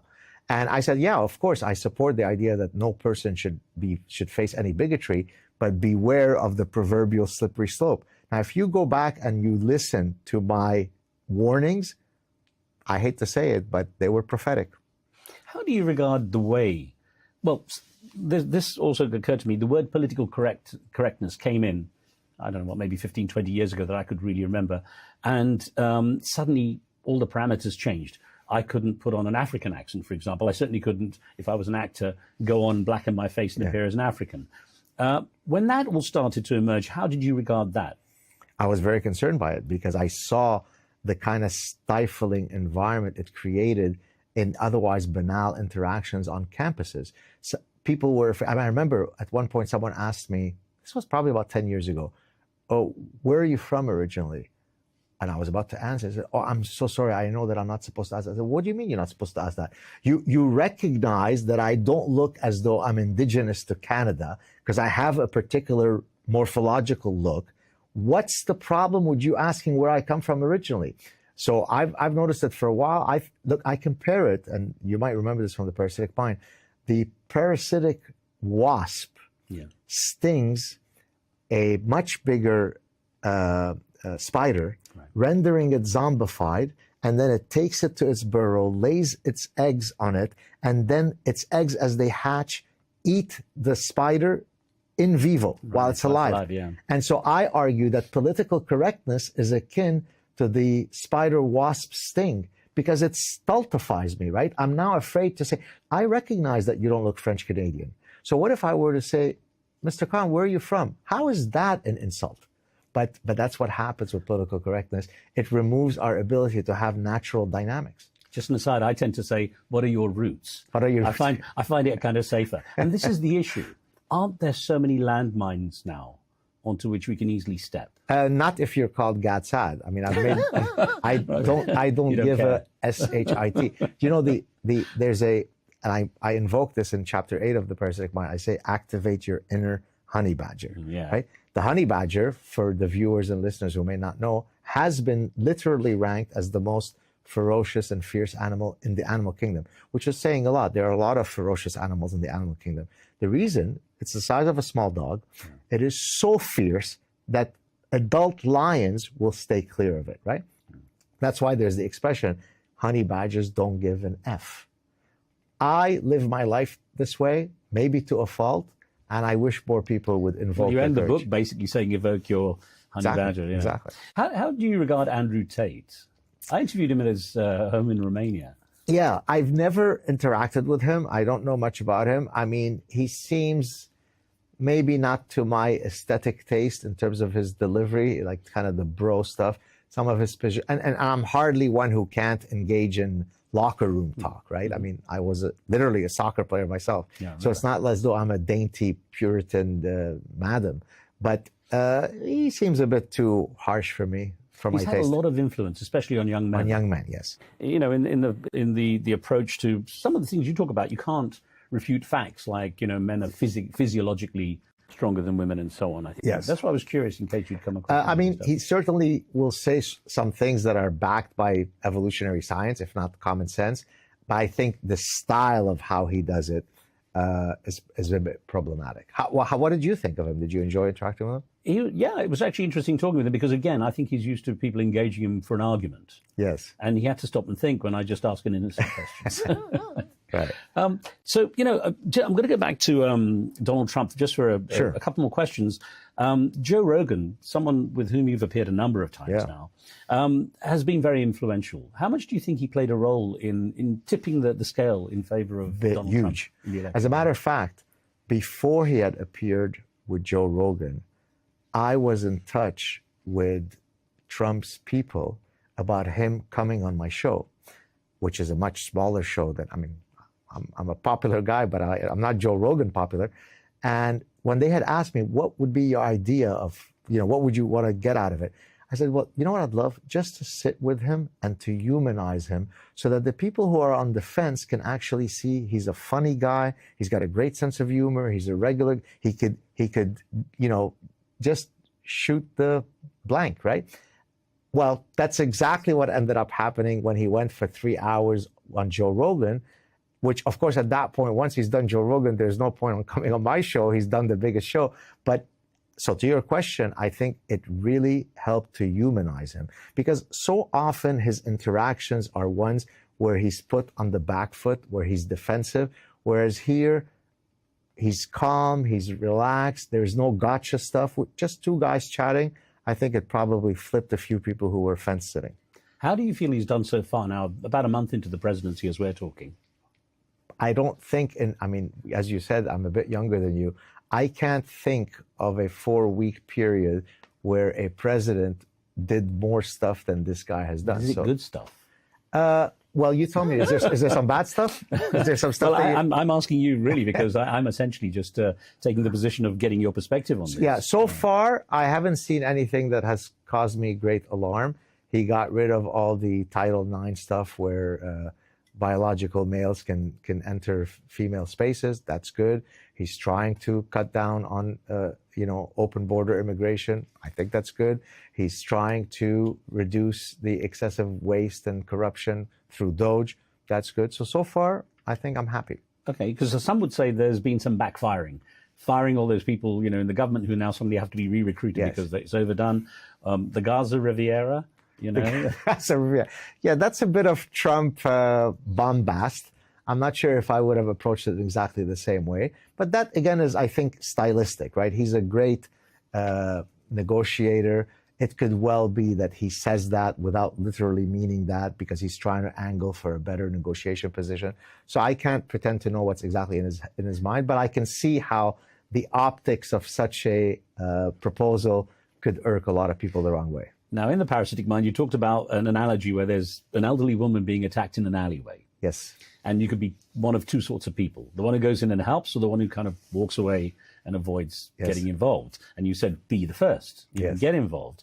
Some might say with what's just happened, as we're talking again, with the situation with Ukraine, he has now said, I'll go into Ukraine, but if we can have mineral rights. It's like, I'll help you, old lady, but as long as you give me some money from your purse.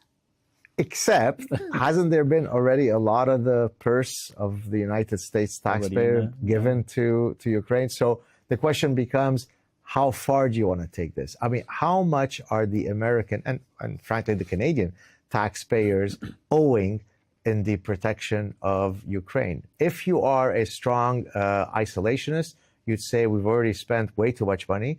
If you're a globalist, we haven't spent enough money. It depends on your perspective. Talking of those close to the president, Elon Musk is also a fan of yours and your book. Yes. And he's certainly, a lot of his decisions. I wonder, do you feel that he was shaped to some degree by what you wrote in The Parasitic Mind? Well, there is an article that came out in Wall Street Journal about 7-8 months ago. The title of the article, "The Man Who Fuels Elon Musk's Nightmares." Do you know who that man is? So I suspect, it's hard to answer that question without being immodest, but certainly I probably played a hand. Look for that. I missed that in my research. Yeah. But you said that Elon Musk should get the Nobel Prize. I do. In which field? We probably peace in the sense that someone will probably correct me, but I would say probably within a week of him having purchased Twitter, I did a sad truth clip where I said, of all the things that Elon Musk has done and anything that he will do in the future, none will be as historically consequential as him having bought X. I remember you'd quoted that. Exactly. And so the fact that he has freed many of us from the oversight of the, in French you say, les bien-pensants, the good thinkers, the ones who are better, or as Thomas Sowell would say, the anointed ones. The fact that I can now go on a thing and even use the R word. You know what the R word is? Somebody says something really idiotic, I go, come on, man, are you retarded? Oh, right, yeah. So that was completely a no-no. I mean, the only strike I ever got on former Twitter, I think it was maybe like a 7-day violation, was because I had used the R word. Real life cannot be sanitized in this way, right? When I was in the Lebanese Civil War, I didn't know if the next minute I was going to live or not, and that was my reality growing up. You can handle the R word. How did you find Elon Musk as a person? So we spent a lot of time together. He actually had invited me down to meet him at his house. We ended up spending maybe about 4 hours together. I found him to be incredibly engaging, very, very humble. I mean, we had communicated many times, but that was the first time that we had seen each other in person.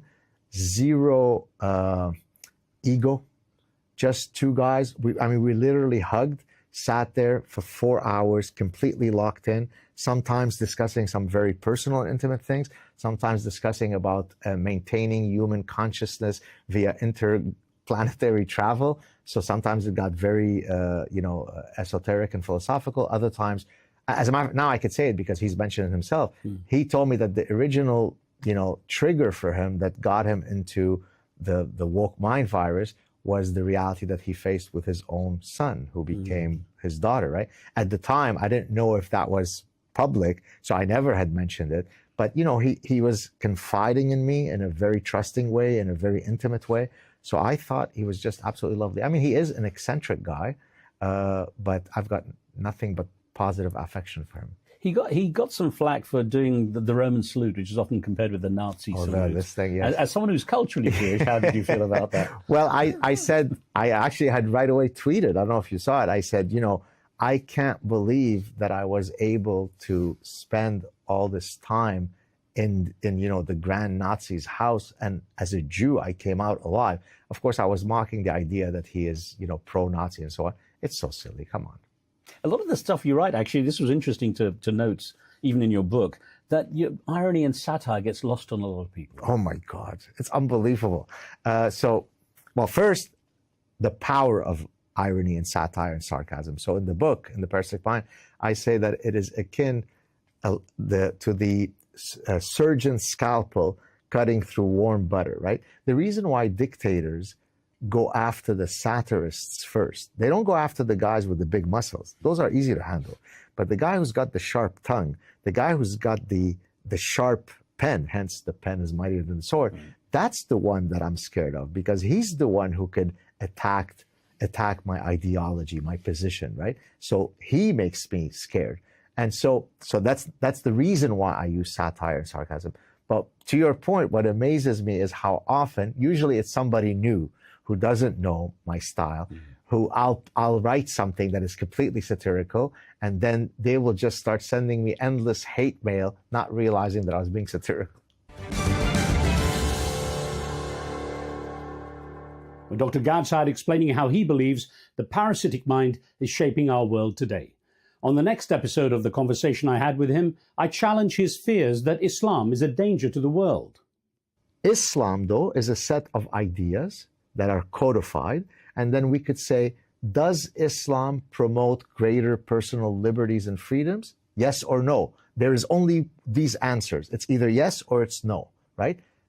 I would venture that based on historical facts, it doesn't promote greater personal liberties and freedoms. And so I can't be Islamophobic in saying that. It's a nonsensical term. I am a Islamo-realist. Plus, a look at how suicidal empathy, also the title of his next book, will drag down the world order if it's not fully resisted now. Join us for that. But in the meantime, don't forget to leave your thoughts and comments, subscribe to the channel, and we'll see you next time. A big thank you from me and the team for watching. I'm Riz Khan. See you soon.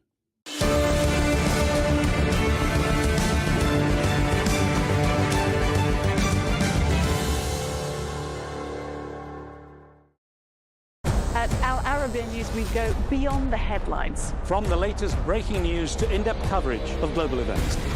We're not bought or sold. Nobody owns us.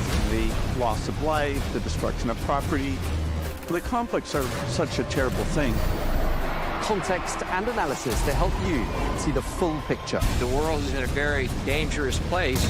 Join us on Arabiya News, It's very impressive. where knowledge meets perspective.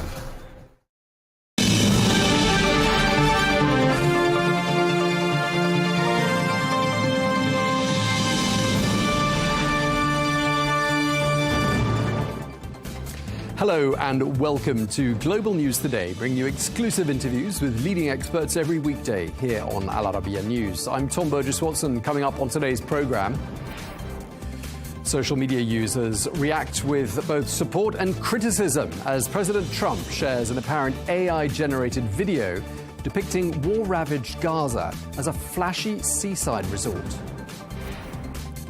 Kyiv says it's reached a preliminary agreement with Washington giving the US access to Ukraine's mineral wealth. Well, the Trump administration views this as compensation for US assistance during the war.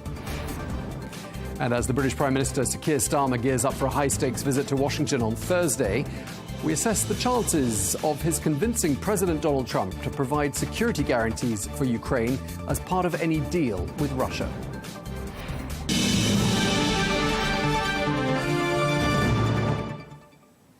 Hello and welcome to the programme. We're going to begin with a quick reminder of President Donald Trump's Gaza plan, which he outlined earlier on this month.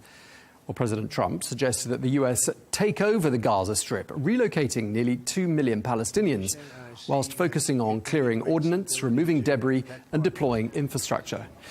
Well, now a AI-generated video has been posted on the president's social media feed, and it's given a few more clues about this vision. Well, the video features golden Donald Trump statues, luxury yachts, and an AI-generated Elon Musk enjoying food whilst replacing Gaza's war-torn landscape with glamorous American-style holiday resorts. Well, this portrayal has sparked both backlash and support. Critics, however, argue that it trivializes the suffering of both Palestinians and Israelis. Let's take a look.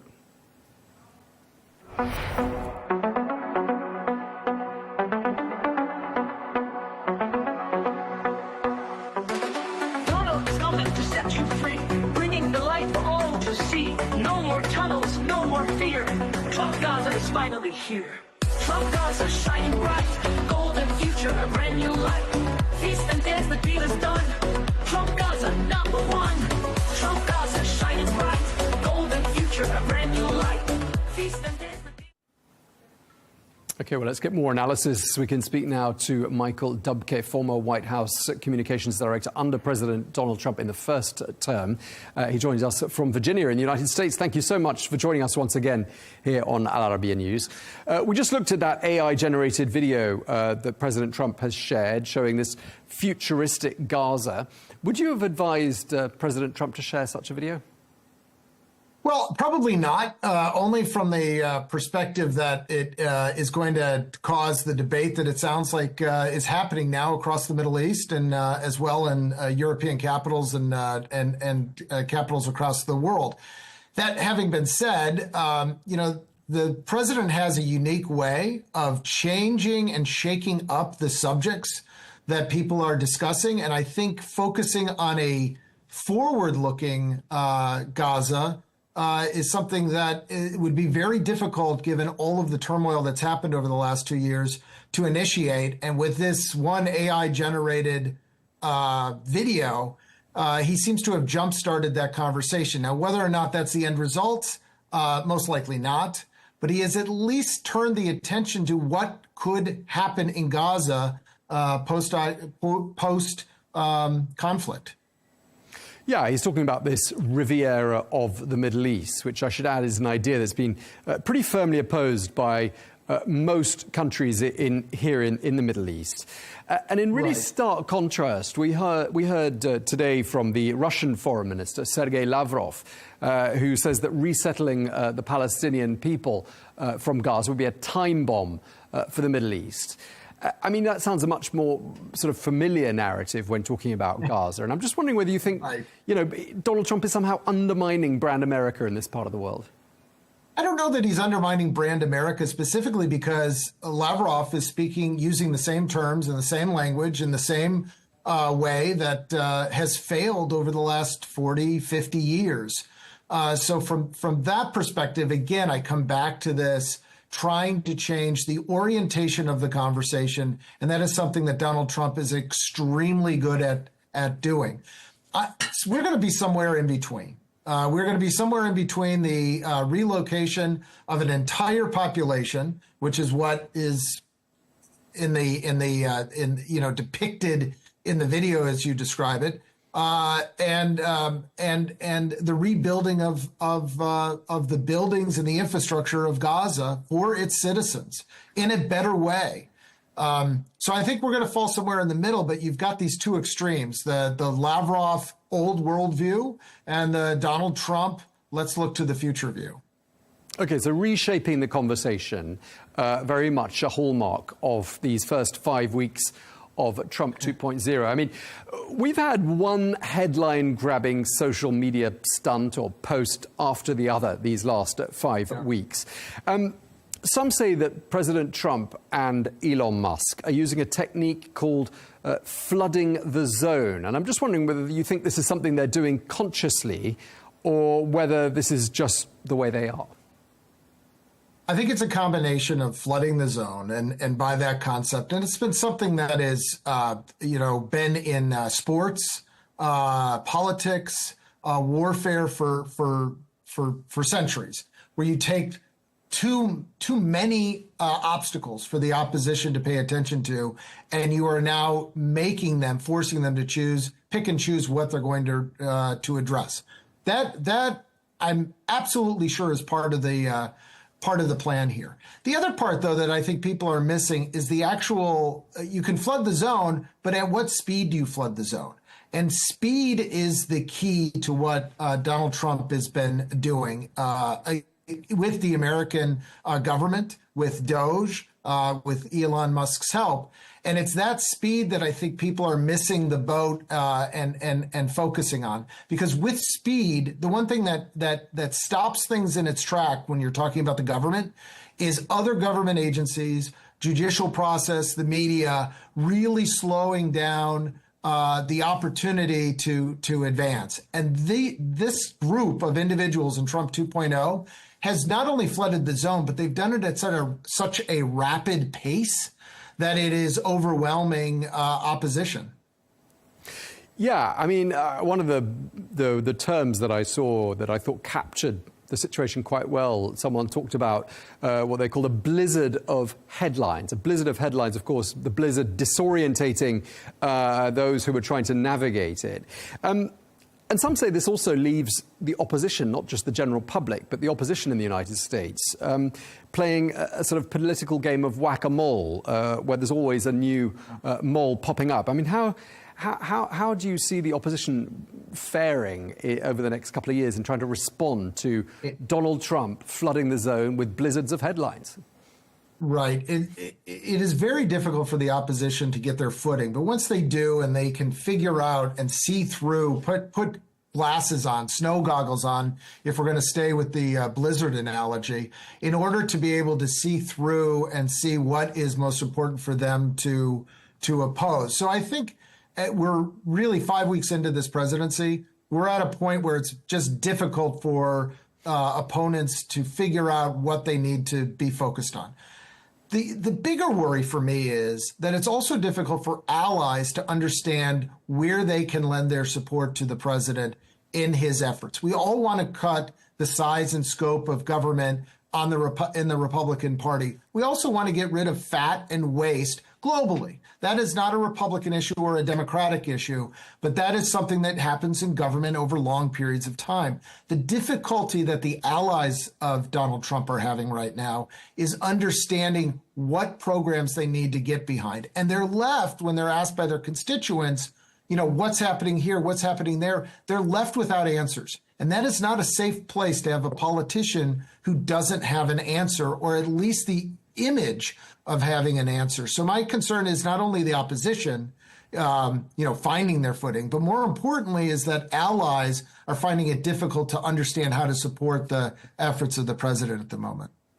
Yeah, it sounds like you might share this assessment of the CEO of the global crisis PR agency, Red Banyan, a man by the name of Evan Nierman. He says he doesn't just flood the zone, he drowns it. And perhaps, therefore, he's taking it a bit too far. Now, you were in the job of White House comms manager from March to May 2017, roughly 3 months, if my maths is correct. I'm assuming, looking at these techniques, those must have been the 3 most exhausting months of your life, weren't they? Well, it was really 4 months. It was 104 days. I was there in February. And anyway, the point, I had a joke when I was there that others, I think, adhered to, which is 1 month in a Trump administration is like 1 year. So a presidential term is 4 years. I was there for 4 months. I served my full term.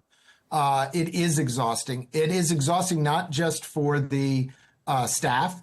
It's exhausting for the press. It's exhausting for the opposition. And one of the strengths of Donald Trump throughout his career, and it's amazing to me at his age now, he can outwork, out-hustle anyone else. I think the only, it's a marathon filled with sprints is the way I've described a Trump presidency.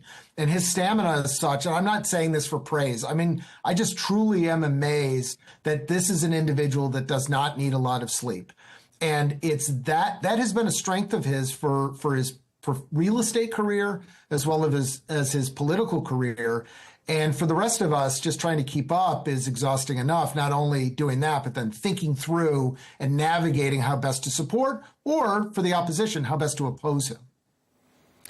Yeah, so I mean, what we saw in the first Trump administration with Steve Bannon on the scene, and I'm sure you remember working with Steve Bannon, he talked about this shock and awe strategy. And I'm just wondering how different this second administration is in terms of sort of the agenda and the tactics that are being used to communicate it. I mean, do you think it is significantly more radical than the first?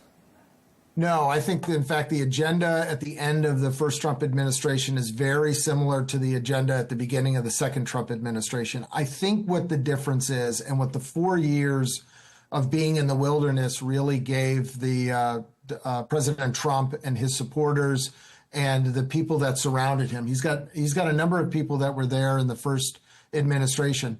It gave them the ability to take a step back, look at, prioritize what was really important for them to push on, figure out the best way to do it, to put it in Bannon's words, shock and awe. Where's the best shock? Where's the best awe? And implement it.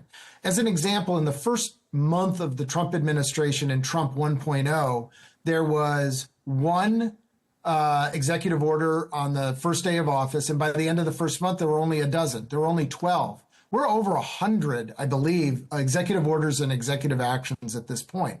So the shock and awe of Trump 1 it pales in comparison to the shock and awe of Trump 2.0. And I think they were given the ability to take a breather, figure it out, and then move forward. But the agenda is still the same. There really isn't a change in the agenda. Yeah, and bring some new faces in, because, of course, Elon Musk was nowhere to be seen in the first administration. He's there now.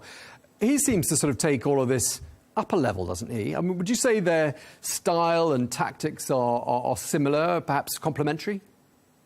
I think they're similar. I think they're complementary. I think there's a level of both of them. Maybe a better way to describe it is, rather than politicians being in charge of the government at the moment, we do have business leaders, and the level of uncertainty that is being caused by Doge in terms of the missives from X, from formerly Twitter, from the pronouncements, the EOs, the executive orders, and the executive advisory opinions from the White House, from President Trump. is creating this level of, I don't want to call it chaos, but it's more of a uncertainty. And CEOs thrive in that uncertainty because it gives them flexibility to be able to make quick decisions and turn on a dime, turn at a moment's notice. That is very different than what a politician generally does, which is systematically plot out, who do I need to have as my allies? How am I going to get this passed? What are the long-term implications of this? How am I going to get support from the rank and file? All of those things are not happening now, and I think that's part of the where everyone is just in a state of panic is too strong of a word. They're trying to figure out how to deal with this, and this is truly bringing the business world at a high level into a government agency, into the United States government, which we haven't seen for maybe ever. Okay, I'm just last time, you did say to us back in November when we spoke before that disruption was going to be the name of the game, and it sounds like that's right. That's what we're getting. Just last day, we had disruption a guest on steroids. Yeah, well, we had a guest yesterday who said that words to the effect that he was a Republican. He said that politics is a pretty boring game. Donald Trump is making it interesting. Does that sort of sum it up in your opinion? I think he's added drama to what could be a very stale programming. I don't know that I would call it politics as boring, but he has definitely added a entertainment level that we haven't seen. And as your network and other networks around the world are covering this almost breathlessly, the entertainment value is unquestionable.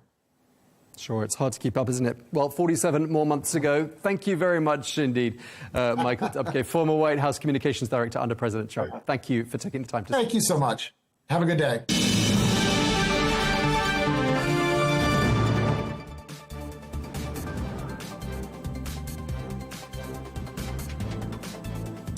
Coming up in just a moment, we'll be talking about the new rare earths and mineral deal that's been struck between the United States and Ukraine, and asking, how does this change the dynamic between Washington and Kyiv? Stay with us.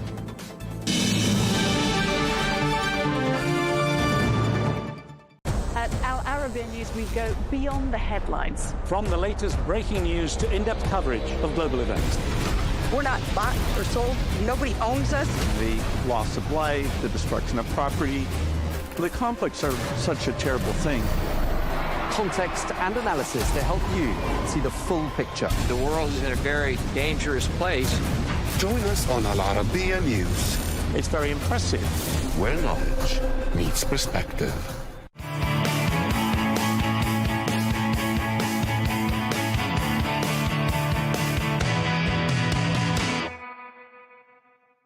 Paris, the world's most romantic city. People love it for its culture, fashion, architecture, and food, and is considered the dream destination of many. The French capital has some of the most beautiful and historic buildings and monuments. The most famous of all is the Eiffel Tower, one of the most iconic constructions in the world.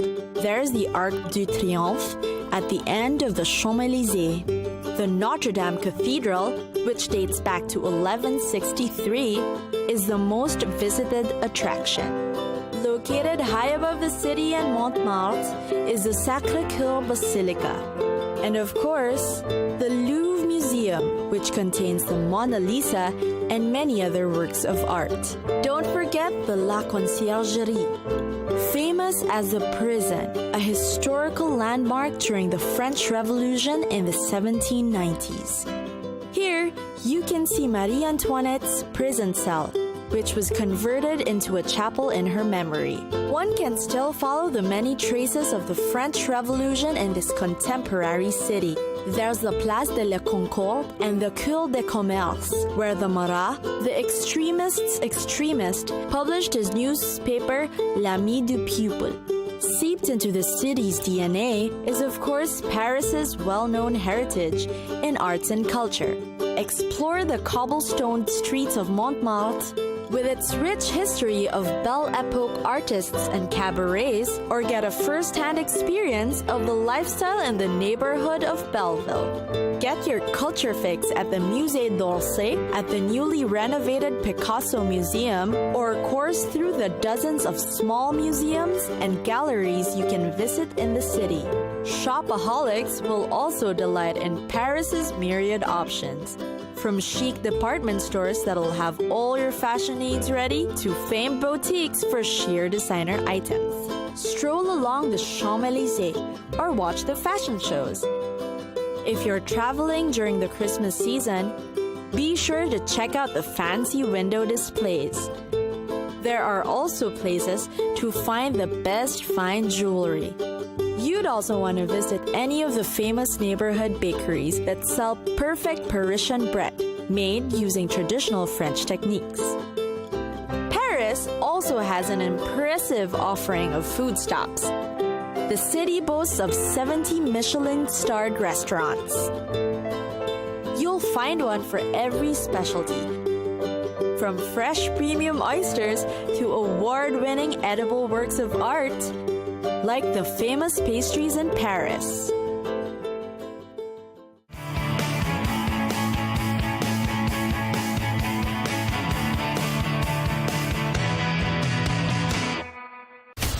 From the White House to Gaza, Kyiv to Beijing, elections, economics and the environment compete with conflicts and other complex issues for our attention. In an age of fake news, deep fake and artificial intelligence, they've got to have a vote and a say. It's important to look beyond the loudest voice to understand the truth. From newsmakers to groundbreakers, my campaign is going very well. Presidents, prime ministers, princes and peacemakers, and cultural tastemakers. As Arabs, as Middle Eastern, we're too emotional. Join me on the Riz Khan Show for empowering conversation.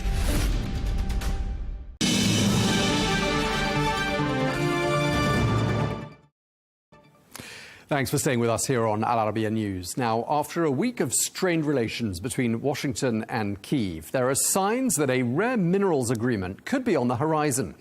In short, the deal proposes that the US President Donald Trump continue providing military assistance to Ukraine, and in return, Ukraine would establish a fund contributing 50% of the proceeds of mineral resources. Well, the two nations would also jointly exploit Ukraine's other natural resources, which include oil and gas. Well, as the deal takes shape, there are reports that the Ukrainian President Volodyrmr Zelenskyy could be set to visit Washington as soon as this Friday. Well, for more, we can speak now to Carla Sands, former US ambassador to the Kingdom of Denmark, Greenland and the Faroe Islands under President Trump. Carla, you're now the vice chair of the Center for Energy and Environment at the America First Policy Institute. Great to have you with us. Let's start by talking about that deal. Looks like President Zelenskyy could be on his way to Washington this Friday. I mean, that's a pretty notable development in itself. Do you think this deal is the right way to go? Well, it seems like, Tom, every time the U.S. goes in and dumps hundreds of billions or even trillions of dollars into a country, we just leave and China goes in and takes up the assets, or another country. And so at least like when Europe gave, I think, around $100 billion into this war, and many Americans think that this is Europe's war, not America's war. When Europe gave them about $100 billion, Ukraine, toward their defense, it was a loan. So Ukraine has to pay the European allied nations back. In the case of the U.S., they just were shoveling hundreds of billions. I think it's in excess of $300 billion, which many Americans would have liked to have seen invested in the U.S., where we have aging infrastructure and we need investments in our infrastructure, and prefer not to put it into wars that really have no hope of being won by our friend Ukraine. So I think that the rare earth deal with the energy deal is a good start. But we also have rare earths in the U.S., and I would like to see us also, be harvesting. We do it cleaner in the U.S. than anywhere, harvest our own rare earths and process them either here or near shore in order to counter China's really control of almost all rare earths mining and processing.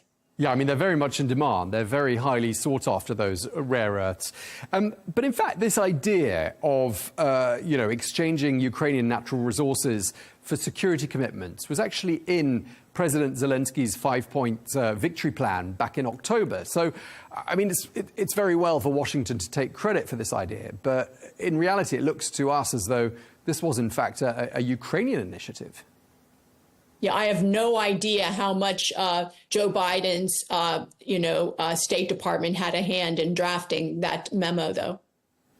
OK, and what do you think of how President Biden handled all of this? Because we've heard time and time again from the Trump administration that had President Trump been there at the outset just over 3 years ago, this war would never have started. What do you think he'd have done differently? Well, Tom, it never would have started. Putin never would have dared to invade Ukraine because Trump would have told him what the consequences would be. President Trump is a strong U.S. president. He's bringing peace around the world. You have chaos if you don't have virtuous, strong leadership from the U.S. And we saw the Hamas-Israel war, the Ukraine war. President Trump wants the killing to stop on all sides. The bloodshed of the youth, that's the treasure of every nation. Those young men should be able to build up their country, not die on a battlefield. So I'm really pleased that he's ending this. And you're right, it never would have started if the corrupt Joe Biden hadn't been in the White House. So in terms of providing security guarantees for Ukraine, I mean, if those guarantees aren't there, I mean, there's every chance this war will start again or be even further reaching. I mean, do you think that President Zelenskyy is likely to get those guarantees that he and all the other European leaders are urging for? Well, perhaps Europe should give the security guarantees since Ukraine is part of Europe. It's not part of the U.S. And I don't know what President Trump will do, and I would never get in front of his negotiating in this deal. I would never get ahead of him, but I know he has great advisors and he has such a good sense about what's best for the American people and to bring peace to the situation. I do know that the war will conclude under President Trump because he says it's so, and he'll find pressure points in order to get to a good deal. Sure, and indeed, European leaders may very well be stepping up to the plate. We've got the British Prime Minister heading to Washington tomorrow. The French president's been there this week. I mean, how do you rate the chances of the British Prime Minister being heard and getting his point across tomorrow? Well, we'll see. The meeting is coming up, but Keir Starmer has said some very negative things about President Trump. Probably unwise to speak ill of world leaders. I noticed that when President Trump talks about world leaders, and they could be the most despotic world leader, he always has something kind to say in order to keep those lines of communication open. Let's not forget, President Biden, in 3.5 years of war, never once spoke to Vladimir Putin. And those lines of communication must be open. I think that helps prevent war, and it can certainly help end war. Sure, but I mean, President Trump hasn't been entirely flattering about President Zelenskyy and has even suggested that perhaps he started the war. I don't know what you thought of that. Well, unfortunately, and it is open source known, politicians on both sides of the aisle in the U.S. wanted this war as a proxy war against Russia. I don't support that, but they've been ginning this up for more than a decade. And the fact that Zelenskyy is president was because of the U.S. State Department installing him. I don't know if you've seen in your country the recordings of U.S. Under Democrat presidents, U.S. diplomats talking about the regime change and installing Zelenskyy and choosing his cabinet. But this is something that I'm proud to say President Trump is ending. He does not want to do regime change, and in fact is working with Elon Musk's Doge to end the USAID pressure points and disruptive groups that were there to overthrow duly elected governments around the world. What did you think when you saw the United States voting with Russia at the UN earlier on this week? Well, I don't know the reason why, so I just have to not speculate unless I'm read into that. I'm sure there's a good reason. President Trump wants the war to end. And we have some countries that just seem to be run by warmongers. They want more war. In fact, I saw one European leader say, well, peace could be more dangerous than war in Ukraine. Give me a break. Peace is never more dangerous than war. People die in war. So I know that this war will come to a conclusion. Probably everybody walks away, not that happy, because there's going to be some things that are going to have to be given up on both sides, I believe. But President Trump will bring it to an end, and I know that. He wrote the book, The Art of the Deal, like 30 years ago, so it's worth reading. Indeed, I'm very familiar with that book. I mean, clearly you're a big supporter of President Trump, and I know you've said recently that he is, quote, going to go down in history as one of the greatest political figures. Are we looking here at a future Nobel Peace Prize winner, in your view? If President Trump should have gotten a Nobel Peace Prize in his first administration when he began the historic Abraham Accords, which was the first major breakthrough of peace and diplomatic relations in the Middle East in my lifetime, I believe. And so the fact that they didn't do it makes me suspect that maybe the Nobel Peace Prize isn't what well, I actually thought that when they gave it to Barack Obama in the first few months of his presidency for doing basically nothing. But maybe they can save their reputation by giving a Nobel Peace Prize to President Trump because of his historic diplomatic breakthroughs.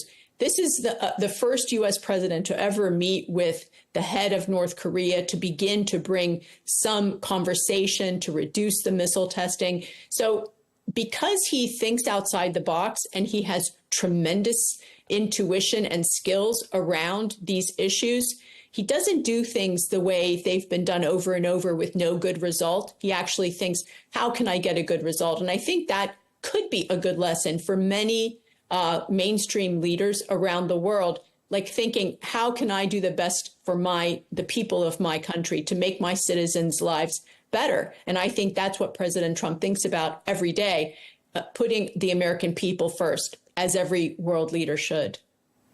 And speaking of world leaders, I mean, which world leaders do you think President Trump rates highly? Because we're given to understand that he's got a reasonable relationship with President Macron of France. They look quite friendly in the Oval Office earlier on this week. It'll be Sir Keir Starmer tomorrow. He's described Sir Keir Starmer as being a, quote, nice guy. There's another world leader I've got my eye on, the Prime Minister of Italy, Giorgia Meloni. And she's potentially quite a good bridge, isn't she, between the United States and Europe in this particular context. What are your thoughts? Well, not only do I think she's a good bridge, I've heard that she's the Trump whisperer for the EU member nations. Well, that's great. But I actually think other nations' leaders could look to her and say, listen to how she speaks about benefiting the family unit, about supporting the children, not transing children, not trying to indoctrinate them, but using traditional values to increase their economy, to make sure they have a strong defense. Now, Italy has a way to go on the defense. Of course, they've got a mixed history in their economy. But the fact is, she's a good, strong leader. And I wish, this is my personal opinion, I wish we could see more of that in other leaders around the world, where they say, let me make sure that the people of my country benefit from the policies I put in place, and that I'm not doing radical policy or using what we in the US call DEI, or diversity, equity, inclusion, where it's basically communism in another name, or using net zero, which is communism, toward a green agenda, which is, I believe, anti-human. And so Giorgia Meloni seems to be coming down kind of in the middle, but supportive of her people. So I do think she's a great role model. So for those people who are concerned that the United States is turning its back on its traditional allies in Europe, and, the transatlantic alliance has been strong and prevented war for 7 or 8 decades now, you wouldn't be too concerned, and you'd say people like Giorgia Meloni could perhaps hold the key to making sure that relationship doesn't go down the plug hole. Well, I think that is the most important relationship for the United States. Many of our ancestors came from Europe in the U.S. And if we strengthen that relationship, both in our trade, getting a fair and reciprocal trade, not where they have much higher tariffs, sometimes 4 times and higher the EU on our goods as we have on theirs. So President Trump is correcting the trade relationship, rebalancing it so that, you know, the old saying, do unto others as you'll have them do unto you, is actually in practice in trade. But also we have that great security cooperation. Most of those countries are NATO members and allies. So as they're spending more on their defense and actually getting real defenses back, which many of us gave up after the Berlin Wall fell and the Soviet Union fell, we had this peace dividend where we all spent more on our social welfare programs and less on credible defense. That's being righted as well. And I think the Russian invasion helped with that. So did President Trump's encouraging back in 2018 or 2017 that those NATO member allies honor the Wales Pledge of 2014 and put 2% of their GDP toward their defense. Now he's talking about 5%. Let's see if they can get there. Well, the British Prime Minister has just upped his percentage. He announced that ahead of his visit for 2.3 to 2.5. So that's something. Just want to ask you before we let you go. I mean, you were, of course, ambassador during the first Trump administration to Denmark, Greenland and the Faroe Islands. What are your views on President Trump buying or taking control of Greenland? Is that well advised? Well, President Trump's the third U.S. president to make this proposal because Greenland is part of North America. It's just off the U.S. northeast coast, and it's the world's largest island. And it has huge seas around it. And the U.S. was really ignoring the region. When I got there as ambassador, we hadn't had a diplomatic relationship with Greenland for 67 years. Now they're saying, and this is decades sooner than I expected, they're saying they're going independent. So they will no longer be part of Denmark. Now, Denmark may try to hobble that independence movement and slow them down, but it's not going to be stopped. Greenland is going independent, and the U.S. does not want to see Greenland fall into the hands of Russia or China. So President Trump will get some kind of a deal done, and we will make sure that Greenland is secure and also that they have more opportunity for economic growth, which they really want. Okay, great getting that from you, former ambassador to that very territory in question. Just want to ask you last of all, I mean, we've got probably President Zelenskyy going to the White House on Friday. That's not confirmed, but we think that's going to happen. Given all the furor of the last few weeks and, you know, the tragedy of the last 3 years with the war in Ukraine, how would you advise President Zelenskyy to approach Donald Trump to make sure this rift and the bad blood is consigned to the history books? You know, Ukraine is the second most corrupt country in the world. There has been so much money stolen, American taxpayer dollars stolen by the Ukrainians, including, I believe, and this is my personal opinion, the leadership. We'd love to have our money back, but at any rate, I think that the American people are pretty done with this. They're pretty upset.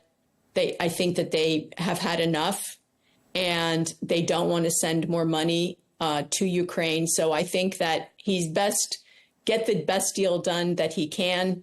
And I think President Trump has called for them to have open elections. Don't forget that Zelenskyy suspended elections. There are no elections there. He's reduced religious freedom there.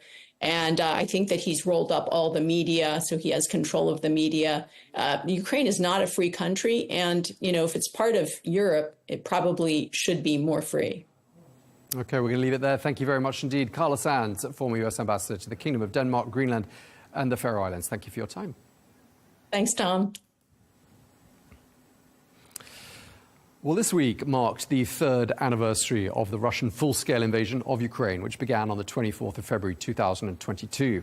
Well, with President Trump's return to the White House, there's been a flurry of diplomatic activity aimed at bringing the war to an end.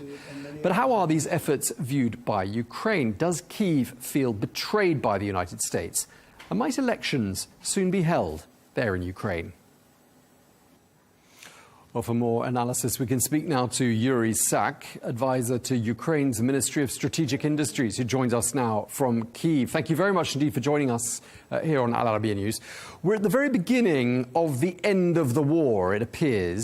Negotiations haven't actually started as far as we're aware. But what are your feelings as things stand as to what progress, if any, has been made? That's a very good way to put it, the very beginning of a negotiating process. Good afternoon, and of course we also see that this is, for the most part at the moment, it's talks about talks, and it's about setting the boundaries of the negotiating process. It's about ascertaining, what are the positions of different sides, and the working groups. The Ukrainian working group is working with the similar working group in the US, and we understand that there is some communication now happening between the US teams and Russian teams. So, look, we want to end this war more than any other nation on this planet, and we are realistic about this situation, and we hope that this negotiating process will result in ending at least the hot stage of the hostilities. But I will have to say from the start that there are certain things which we cannot compromise on, and they include our territorial sovereignty, and they include our independence, and they include a simple understanding that this war is the result of Russian aggression against our country, our people, and this has to be taken into account in the negotiating process going forward. And do you get the impression from what we've heard from Mr. Trump and his inner circle that those red lines, as you just spelt out, have been understood? We understand that our American partners, and they are our strategic partners, and it's very important for us to preserve our good relationships. That's why we approach this negotiating process very pragmatically, without reading too much into the daily statements and announcements that are made. We have to not lose sight of our objective, and our objective is the same. We want to end this war, and the US administration wants to help us end this war. So we have told them very clearly, and they know our position, and they also know that certain things with regards, for example, to our territorial sovereignty. Now, we understand that at this stage it will not possibly be, it will probably not be possible to, roll back the situation to the level of 2014. There are still contentious issues such as the illegal annexation of Crimea. We know that it is not possible to solve all of these issues at the moment. But what we need to ensure is that the hot stage of the hostilities are over, and then we will work through diplomatic means towards achieving our goals, gradually in the future. But in terms of putting those cards on the table in the very early discussions between President Putin and Trump, it was made clear to President Putin that Ukraine wouldn't be getting back that 20% of Ukrainian territory that's under Russian occupation, and NATO membership was off the table as well. I mean, how was that viewed, do you think, in Ukraine? Well, we have to very carefully analyze the actual statements made by the US. And for example, the Secretary of Defense, Mr. Hegseth, said it very clearly on the second day of the Munich conference that for this moment, during this negotiating process, certain issues are not on the table, but that doesn't mean that they are off the table forever. So, for example, Ukraine's NATO membership, we continue to be confident, and this is something that our European partners confirm. And just yesterday, heads of state of the more than 10 European countries were here in Kyiv, and there were all Euro commissioners here as well, and they've all reaffirmed that, Ukraine's membership in NATO is probably the cheapest and most efficient way to ensure stability and peace in Europe in the future. But if we don't, if for us to be smart and to move this negotiating process forward, if we need to, for now, put it off and, leave it till some more convenient moment in the future, I think this can be done. But, it's so obvious and self-evident that I think sooner or later it will happen. We'll just have to be patient and smart. Okay, and with regards to patience and the time frame we're talking about here, one of the things you've talked about in the past is you've said that President Putin likes to, quote, weaponize time. What does that mean? Well, it means that the Kremlin and its leader, they understand by now what we were saying all along, that this is an unwinnable war for them.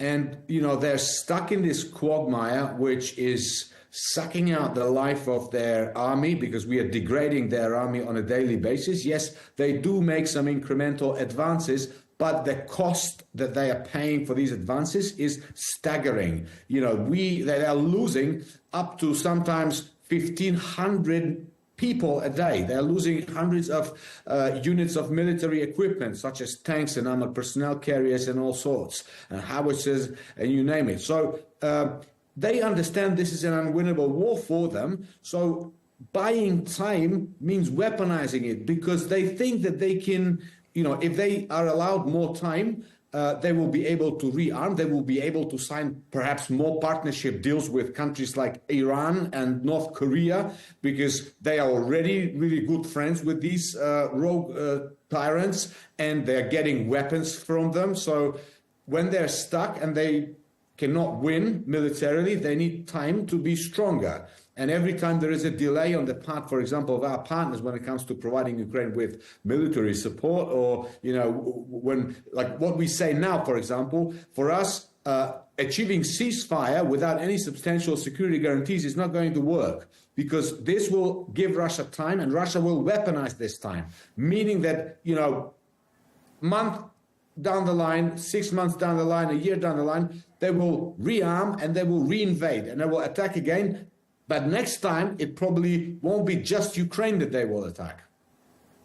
You were talking there about, you know, the number of casualties on the Russian side, and I wanted to ask as well about the number of casualties on the Ukrainian side. But there's some new information that's just come to light. The Russian independent news site Media Zona says that 95,000 Russian soldiers have been killed during these last 3 years. I was just wondering, what's the official toll on the Ukrainian side, and does that 95,000 sound realistic to you? No, it doesn't. It doesn't. And I speak to our soldiers on the front lines, you know, my friends, on a daily basis. So these, the figures are much, much higher, you know, and very soon killed and wounded will reach probably 1 million on the Russian side. Now, as for our side, of course, we also sustain losses, and they're tragic. And our president recently, I think before the Munich conference, he said it clearly that, you know, at the moment, officially, we have in excess of 45,000 those who were killed, and there's many more who were wounded. But of course, these figures don't account for those missing in action and those who, you know, who pretty much are not registered. So the ratio of losses is very much in favor of Ukraine. But I will repeat, for us, every soldier counts, and every life is a tragic loss. But the reason why this ratio is such as it is because from day one, we've been fighting a smart war. And unlike the Russians, we have regard for the life of our commanders, value and try to preserve the life of our soldiers. So where necessary, we fall back, and we don't just, you know, throw our soldiers into these meat grinder attacks that just, and this is exactly what Russians have been doing pretty much for 3 years now. That's why their loss is so high. There was a vote held in the Ukrainian parliament in the last couple of days to keep President Zelenskyy in power. The result of the vote was 268 out of 280 MPs, so that's a sizable majority saying he should stay there. And yet we've got Elon Musk repeatedly putting out messages saying that an election should be held. Presidents Trump and President Putin seem to be saying something quite similar. Why do you think they're saying that, given that President Zelenskyy seems to have a very strong mandate?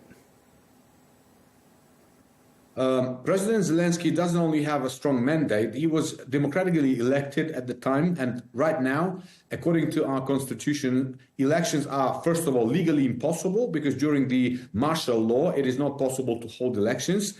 Secondly, even if we lift the martial law tomorrow and try to organize elections, with millions of Ukrainians displaced inside country, millions as refugees outside of Ukraine, with hundreds of thousands in the trenches, it is not possible to hold a fully fledged, election that will be recognized as valid afterwards. Because for elections to be valid, the people have the right to vote, right? So if they cannot vote, this will not be representative, so this will not be recognized, neither by the Ukrainian people nor by the international observers. So that's point number one. Point number two, of course, all issues to do with the Ukrainian elections are governed by our laws. And the reason why this issue came up, I don't want to speculate, but these are just what I'll say now are just facts that can be, double-checked and cross-checked in open sources. Russians, I will repeat, understand by now that they cannot win this war militarily. So one of the hopes that they are harboring now is, okay, we cannot win this militarily. That means we will have to rip Ukraine apart from within. So the reason why Russians are insisting on or putting in question the legitimacy of our democratically elected president is clear to us, because they are hoping that if the election process starts in Ukraine, election process, look at any country right now, from the US, Romania, anywhere apart from the tyrants like Russia and Belarus and North Korea. But election process is always very turbulent and, emotions run high. And of course, it has the element of destabilizing the society. So Russia wants to destabilize the Ukrainian society from within through this electoral process. Plus, Russia wants to drive the wedge of, division in the unity, in the Euro-Atlantic unity. So why Elon Musk is saying what he's saying, I have no idea. He's just Elon Musk. He says things. Yes, but the US president's been saying similar things. And, there does seem to be something of a war of words between the presidents of Ukraine and the United States. And that's quite serious. Overall, just to wrap up, and this is my last question to you. I mean, do you think there is a feeling in Ukraine that they have been somewhat betrayed by their friend and ally, the United States, not least when you look at what happened, for example, on Monday night at the United Nations? Look, I'd be lying to you if I told you that everybody's happy with what they see and what they hear and what they read on the news, right? And things like yesterday's vote at the UN General Assembly is just one example of, many ordinary Ukrainians, I'm not talking about people from the government, ordinary Ukrainians just shrugging their shoulders and in disbelief and thinking what exactly is happening. But I will repeat that we, those people in the government who are responsible for carrying forward this negotiating process, we approach everything we see pragmatically, and we hope that, most of the things that are being said or done by the parties, they are within the logic of the very difficult negotiating process. So if some things need to happen for the next stages of the negotiations that will end the war to take place, then, okay, we can be a bit thick-skinned and, don't let our emotions get in the way, and we just stay pragmatic and we just carry on. Okay, well, we're going to leave it there. Thank you very much indeed. We really appreciate you taking the time to talk to us. Yuri Sak. Thank you. Thanks again.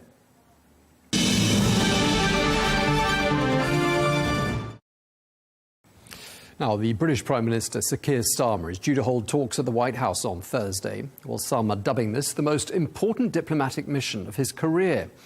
Well, Starmer is expected to try to convince President Trump that the UK is serious about carrying the burden of defending itself and Ukraine. Well, President Trump has spent his first weeks back in office threatening to cut security ties with European governments that don't spend enough on their own militaries. Well, in preparation for their high-stakes talks, Sir Keir Starmer announced that he's boosting Britain's defence spending from 2.3% to 2.5% of GDP. Well, the price for doing this is going to be a cut to the UK's foreign aid budget. I can announce this government will begin the the biggest sustained increase in defence spending since the end of the Cold War. We will deliver our commitment to spend 2.5% of GDP on defence, but we will bring it forward so that we reach that level in 2027. And we will maintain that for the rest of this Parliament. And let me spell that out, Mr. Speaker. That means spending £13.4 billion more on defence every year from 2027. I've long argued that in the face of ongoing generational challenges, all European allies must step up and do more for our own defence. Well, the British Prime Minister is calling for lasting peace in Ukraine ahead of that meeting with Donald Trump. Well, for more analysis, we can speak now to Sir David Manning, the former British ambassador to the United States, now a director at Gatehouse Advisory Partners, who joins us from London. Sir David, it's great to have you with us. The British Prime Minister will be visiting the White House on Thursday. What do you think is top of his wish list? I think he'll want to try and establish what kind of relationship Britain and indeed the transatlantic partners can have with the new Trump administration. This has been a period of great surprises and upheavals in the last month or so. And I think one of the things he wants to do is go and talk face to face with President Trump and find out, what is his approach going to be, not just to Ukraine and the relationship with Russia, but generally, what is his approach to international relations? What can the post-war international system expect now that Trump is back in the White House? So I think that will be very much at the top of his mind. I think there'll be other things. He will want to try to build on the relationship he has with him. We're told that they already get on reasonably well. They will be, at least we expect they will be, working together as respective heads of their governments for the next 4 years. So trying to get on terms and have a working relationship on a day-by-day basis will be very important. But I think he'll also want to see if it's possible to influence the way that President Trump thinks about the issues, whether it's going to be a dialogue between the president and America's traditional Western partners, or whether we are going to be subjected constantly to surprises and to the sort of lack of consultation, which has been a hallmark of the way that Trump has approached the relationship with Ukraine. Indeed. And with regards to their relationship, we know Donald Trump has said that Sir Keir Starmer is, quote, a nice guy. So, perhaps they're off to a good start there. But is Sir Keir Starmer going to be able to convince President Trump to give Ukraine those security guarantees that Ukraine and so many of its European allies feel that it absolutely has to have? Well, we don't know. This is clearly what President Macron was trying to do in his visit earlier in Washington this week. It is certainly what President Zelenskyy is asking for. It is what the United States' NATO partners all want the president to do, but thus far he's shied away from doing so.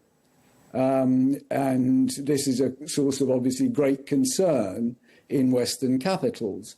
There is a very clear distinction between Britain's approach to the Ukraine crisis now and similarly with the French and other Western partners, and that of Donald Trump.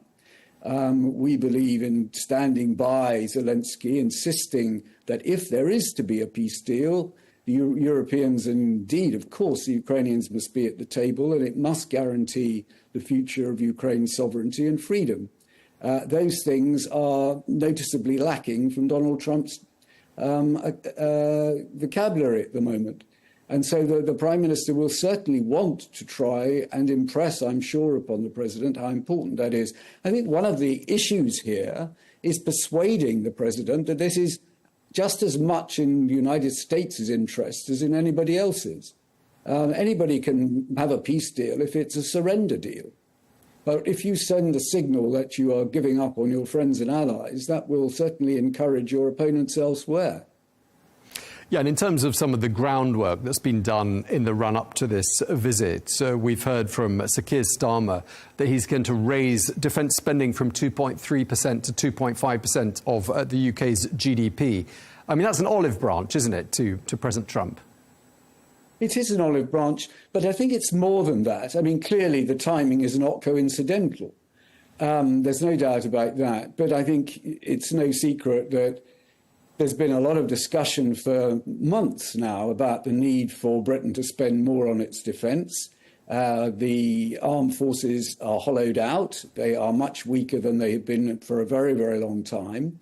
And if we're going to be able to make a serious contribution to, not just to our national defence, but to the defence through our alliances, we've got to do better. And I think it's a cross-party position that more needs to be spent. The difficulty, of course, is where do you find the money? And I think one of the interesting things about what the Prime Minister announced yesterday was not only has he now, I think, been accelerated in taking the decision to go for the 2.5% target, but he's taken the very difficult decision in Labour Party terms of cutting back on foreign aid to do it. So here is a very clear commitment. It's a way of saying to the President, I have heard what you say. We are going to do more. We are going to contribute more both to the alliance, and in doing so, actually, we'll be able to contribute more to Ukraine. So I think it's something that was going to come anyway because of the behaviour of the Russians, the revanchist President Putin, and the threat he poses to Europe. But I'm sure that the visit provides the opportunity to bring this sharply into focus and to make it clear to the President that we're listening to what he says. Yeah, I mean, he's going to use some very carefully chosen words, a very specific style, because he's got to stand up on the one hand, as you're saying, for Kyiv, and at the same time not annoying President Trump, which may be quite easily done. It was your successor, Sir Kim Darroch, who was the Prime Minister, the British Ambassador to the United States about 10 years after you were. He obviously had a pretty high-profile disagreement with President Trump himself. He says that Sir Keir Starmer should play to Donald Trump's ego and insist on the legacy that he may have with his decisions and his approach to Kyiv. What do you make of that? Well, I think it comes back to the point I was making just now about how you approach the discussion or argument with Donald Trump about what to do for Ukraine. I think it's clear that President Trump wants a substantial legacy, and he would like to be seen as a peacemaker, and that's admirable. The question is, what sort of peace are we talking about? And I think it is possible, because President Trump is in a strong position, that he can, in fact, negotiate an important and lasting deal that will safeguard Ukraine's interests. And that will go down as a very significant achievement and a very important legacy. The issue is persuading him that it is that is the route to travel, and not to do a quick deal that apparently sells Ukraine out after 3 years of heroic resistance. Of course, you were British Ambassador to Washington 2003 to 2007, so 20 years ago. It was a very different world, wasn't it? And a very different sort of administration. And we now have a new British Ambassador to Washington in the form of Lord Mandelson. Wonder whether you think he's the right man for the job, and what advice you'd offer him, having seen from afar his not entirely easy run-up to the job.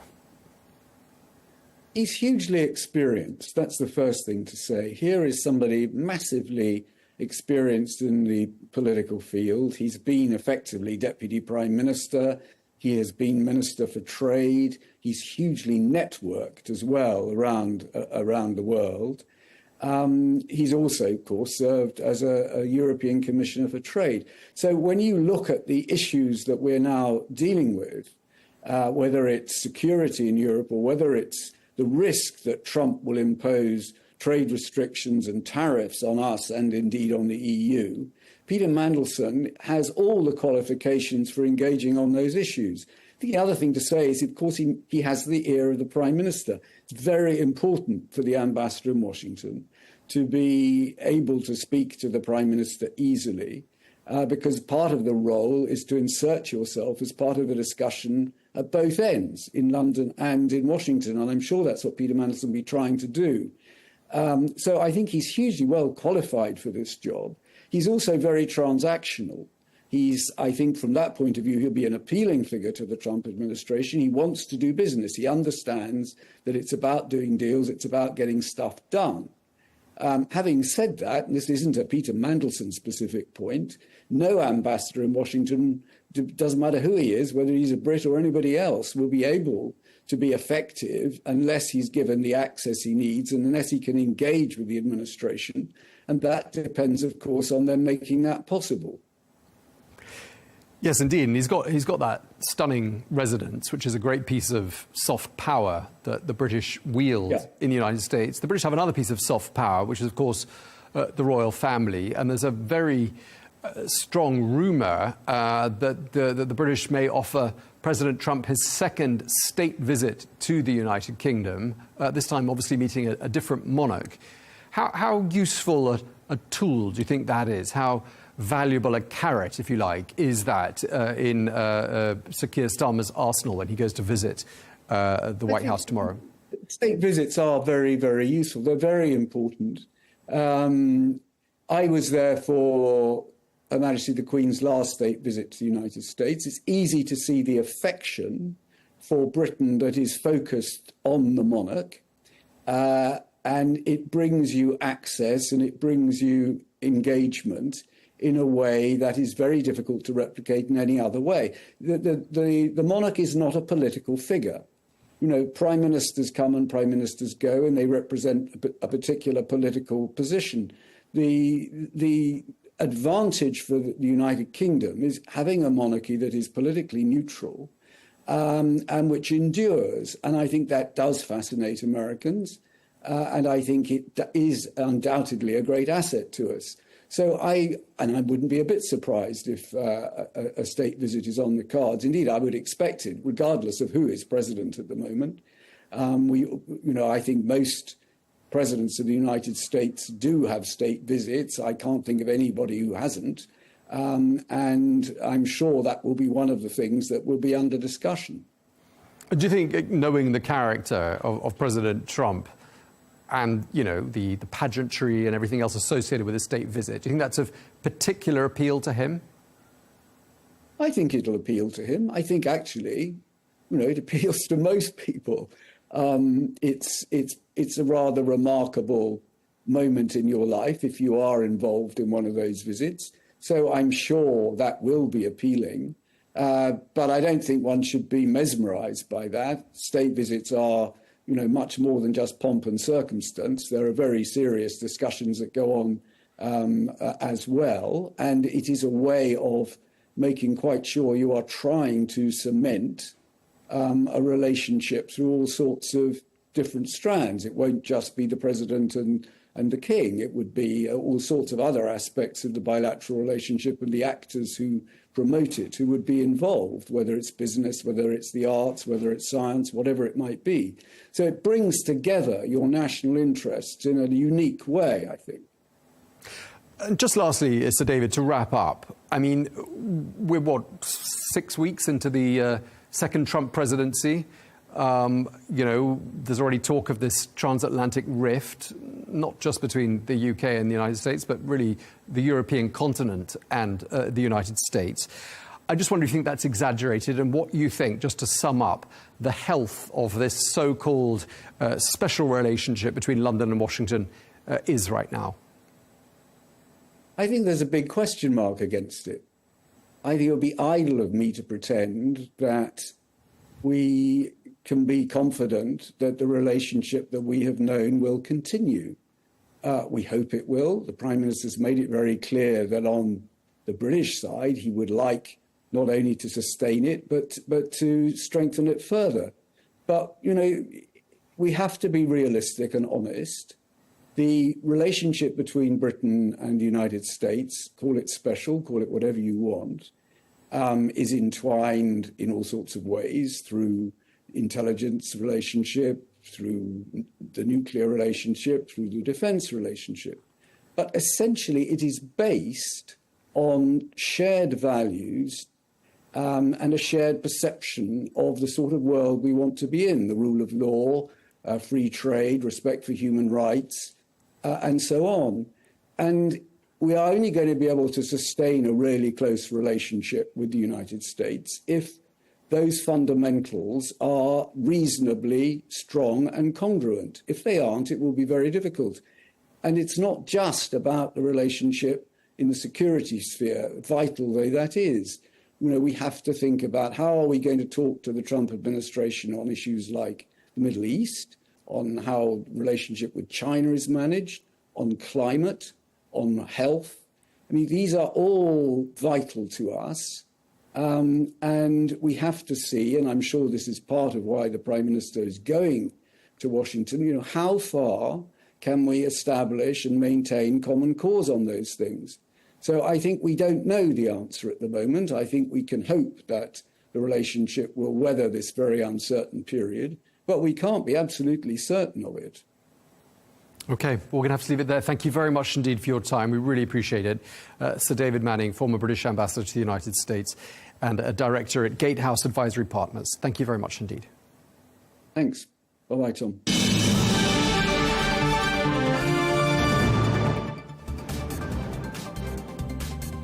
Well, that is all we have time for today's edition of Global News Today. Thank you very much indeed for watching. Be sure to join us again tomorrow for more exclusive interviews. Until then, bye-bye.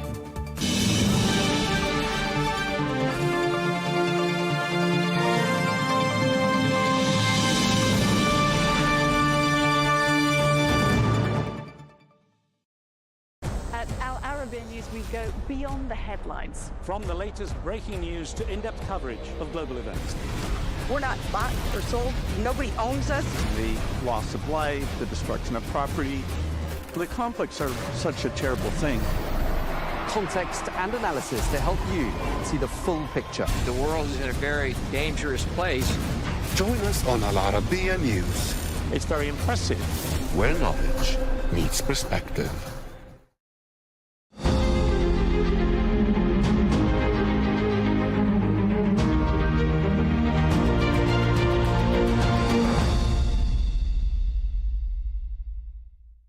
Your Royal Highness, thank you so much for joining me. Thank you very much, Ms. Gamble. We've just heard a highly controversial speech from the new Vice President, J.D. Vance. What's your take?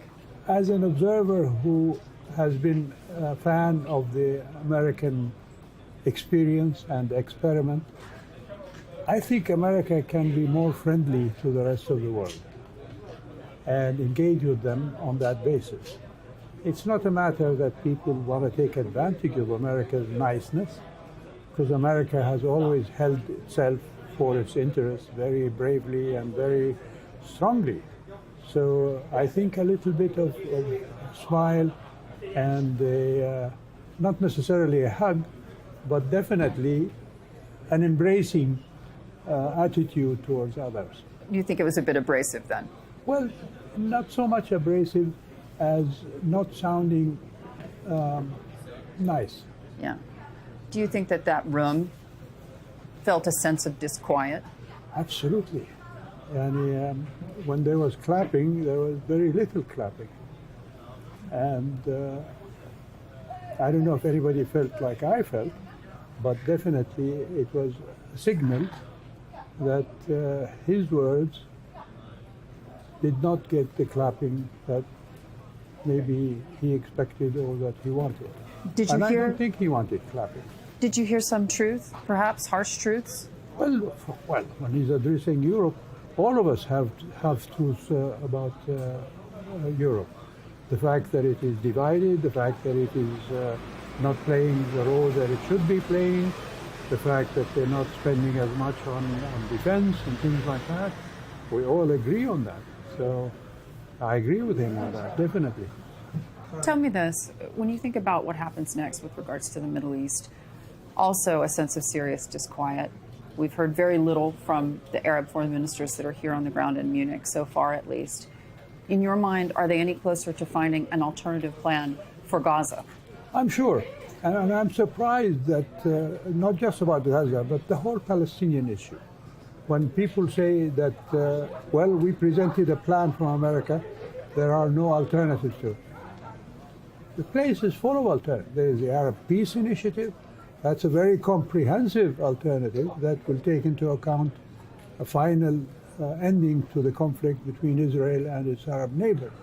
On Gaza, as I understood from newspaper accounts and statements from officials, there were talks about the day after engaged with America and with Europe and other players in the area that were suddenly, abruptly confronted with Mr. Trump's ethnic cleansing plan. So that, to me, is a surprise. Yeah. The argument from the administration is that on October 7th, Americans died, and Americans should not be unsafe anywhere in the world. And beyond that, neither should U.S. allies. How can Saudi Arabia bridge that gap, bridge that conversation? Well, I wish Americans would also keep in mind that before October 7th and since October 7th, the people who died most were the Palestinians with American weapons. So if there is going to be a quid pro quo, Americans died and Palestinians died and so on, we're never going to end the situation and reach a final solution. I think we should look forward to the future. Now October 7th is behind us. Now we have to go forward. Mr. Trump's plan is not selling anywhere. So the alternative is either go back to the Arab Peace Initiative, or they can think of doing Gaza along with the Marshall Plan in Europe after the Second World War. America rebuilt the whole continent, let alone the small strip of Gaza, while the people stayed in place. They didn't move the Europeans out of Europe in order to build that. So they can do it very well in Gaza. When you think about what's going to happen next, there are a lot of questions about what that potential alternative plan can be. Given the weaknesses that you mentioned that are happening here in Europe, do you anticipate that Europe and the Arab states could come up with a plan together? They already have, as you know, the Alliance for the Two-State Solution. That is a European and an Arab combination. And I know that they've been working with the U.S. and with the United Nations in order to formulate what can be a more peaceful outlook and result of discussions after October 7th. So give them a chance at least. Let them see, what they can do. But so far, this preempting and unilaterally making declarations is not helpful. Yeah. Tell me this. Is there anything about the Trump administration that you've seen so far that has been good for the Arab world? Well, what I can say is that, Mr. Trump has had experience with us from the first term. He said he wants to visit the area, and I would encourage him to do that. And he wants to have more engagement, let's say, with Saudi Arabia. He just announced a summit between him and Mr. Putin in Riyadh. That is something that the kingdom has already welcomed. So that is a good sign. Yeah. And I think he can take advantage of the position, not just of Saudi Arabia, but of the Arab and Muslim world in the world, to make the world a better place. Do you think that the situation with Palestine can be resolved in a similar summit in Riyadh? Why not? Why not? Yeah. Yeah. Your Royal Highness, thank you so much for joining me. Thank you, Ms. Gamble.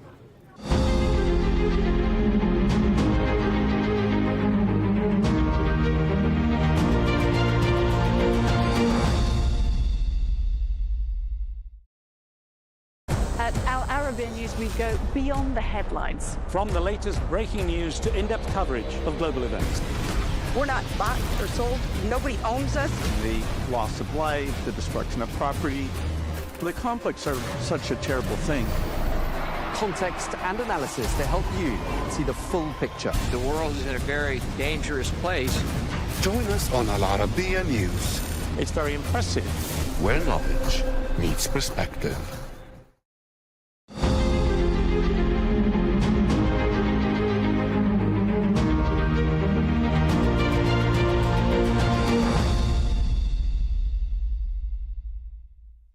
A very warm welcome to the British Secretary of State for Science, Innovation and Technology, Peter Kyle. It's indeed a great pleasure to have you here with us on Al Arabiya channel. Your Excellency, as this marks your first visit to Saudi Arabia, and you're moving now also after that to Doha, could you share with us more about the purpose of the visit? Well, Saudi Arabia and the United Kingdom, we are great partners. We have a historic partnership, and its partnership means sharing and it means learning from each other. So these sorts of trips are really important. For me to come here has been a great opportunity to talk about some of the things that the new government in Britain is doing, but also just to learn. And there's an awful lot to learn from here, and it's been a great time doing it. Yeah. So, Your Excellency, what is your vision for enhancing the collaboration between the UK and Saudi Arabia in science and technology and innovation? Well, our partnerships between Saudi Arabia and the United Kingdom are long-standing, but there's nothing that beats being here. So I wanted to get here as quickly as I can so that we can deepen some of the routes for the future. There's so many exciting possibilities here to explore, and I had a great time having an exchange earlier with His Excellency Al Swaha and exploring, who is my counterpart, and exploring all the opportunities we have between the briefs that we have, which are all in the really exciting, fast-growing economic opportunities of the future. So these sorts of exchanges are really important, and if we get it right, which we're both determined to do, we'll create new opportunities for wealth and job creation into the future. What strategies is the UK implementing to strengthen its position as a leader in AI on the global stage? The Prime Minister launched just last month the AI Opportunities Action Plan. That's increasing our infrastructure for data hugely. We're increasing our compute by a factor of 20, for example. We're also bringing AI into our government so that the productivity and the way we deliver for citizens and deliver government is changing profoundly. But also we're transforming the relationship between citizen and state by use of technology. So all of these things are underway in Britain at the moment. They're also underway in Saudi Arabia, which is part of the basis of the conversations that I've been having with my counterpart, the Secretary of State here, and we were having a great conversation today about all of the things that he and you have achieved in Saudi Arabia, and then comparing it to what we're doing. It's really exciting, some of the opportunities to learn from each other. Sometimes one of us has got there a bit further than the other, but that's where we learn, and some of us have also got information and insights we can share. And of course the open sharing nature of the relationship between Britain and Saudi Arabia is really important. How can partnerships with Gulf countries contribute to shared goals in areas like renewable energy and clean technology? Gulf countries are investing heavily in climate technology. Britain is also investing heavily, but of course, because of the two geographies, because of the two slightly separate histories of scientific endeavour, it means we're very complementary in the way that we're doing it. Britain will be a great market for investing in climate technology, but also we have the expertise and scientific communities, including Oxford and Cambridge and some great leading universities, and also spin-outs in private sector, where there can be also a great exchange. These are the sorts of things that you can only fully explore if you take the time to come here. And that's why being here today, meeting people, seeing the organisations, also seeing the role that women play in technology in Saudi Arabia, which is something that you should be incredibly proud of. It's been quite striking. Well, I'm glad, because also it was quite exhilarating for me to see and to go to, for example, the Garage, which is an innovation hub, an incubator for technology and innovation, and to see a lab that was run by a woman, mostly staffed by women, using AI to tackle some medical bio challenges that are out there is really quite extraordinary to see. So, Your Excellency, regarding the UK economy, what steps is the UK taking to ensure that AI has a positive impact on economy and create more job opportunities? Well, the first thing we're doing is not over-regulating AI so that so innovation can emerge from within the United Kingdom and we can harness it as swiftly as we can. But we have tasked all regulators to make an assessment of how AI will impact the sectors that they regulate so that we can make sure it's deployed safely. Because if people don't feel safe, they won't safely explore and feel comfortable exploring all the opportunities that digital technology offers to modern society. So we're trying to get that balance right. I think we're doing a great job with the third largest market for AI in the world. We also have the scientific community, which means we can develop it and deploy it as well. We've got some way to go. Not all parts of the British economy are taking up AI as swiftly as we'd like, but we're working really hard to find the measures that we can take to tackle that. Because once we do, There will be huge opportunities for productivity, which means people and individuals can explore their full talent in the economy, but we as a country can get our #1 priority for this government going, which is economic growth. Yeah. So talking about that, let's now talk about the education in the UK. What plans does the UK have to enhance the education and capacity building in science and technology, both domestically and through the international partnerships? Well, firstly, this is a really exciting time for skills and skills development in the United Kingdom. We're undertaking the biggest review of our national curriculum for secondary education for a whole generation. The voice of my department and the needs of science and technology and the needs of those innovative technologies which are emerging are being placed front and centre in that review. We also have a new department, or the new unit called Skills England. That unit is there to make sure that those emerging skills will find the right place in the economy. And those people who are looking at this from other countries, Britain is a great place to come and work. If you've got great skills and you want to be somewhere, whether it's one of our leading universities, whether it's a company which is doing new and really exciting things, it's a great place to come and use your skills, fulfil your potential, and start building those international links and partnerships which we're celebrating here on this visit. I'm sure it is a great place there. Thank you so much, Your Excellency, for your time. It's actually a great pleasure to have you here with us. Thank you. Thank you.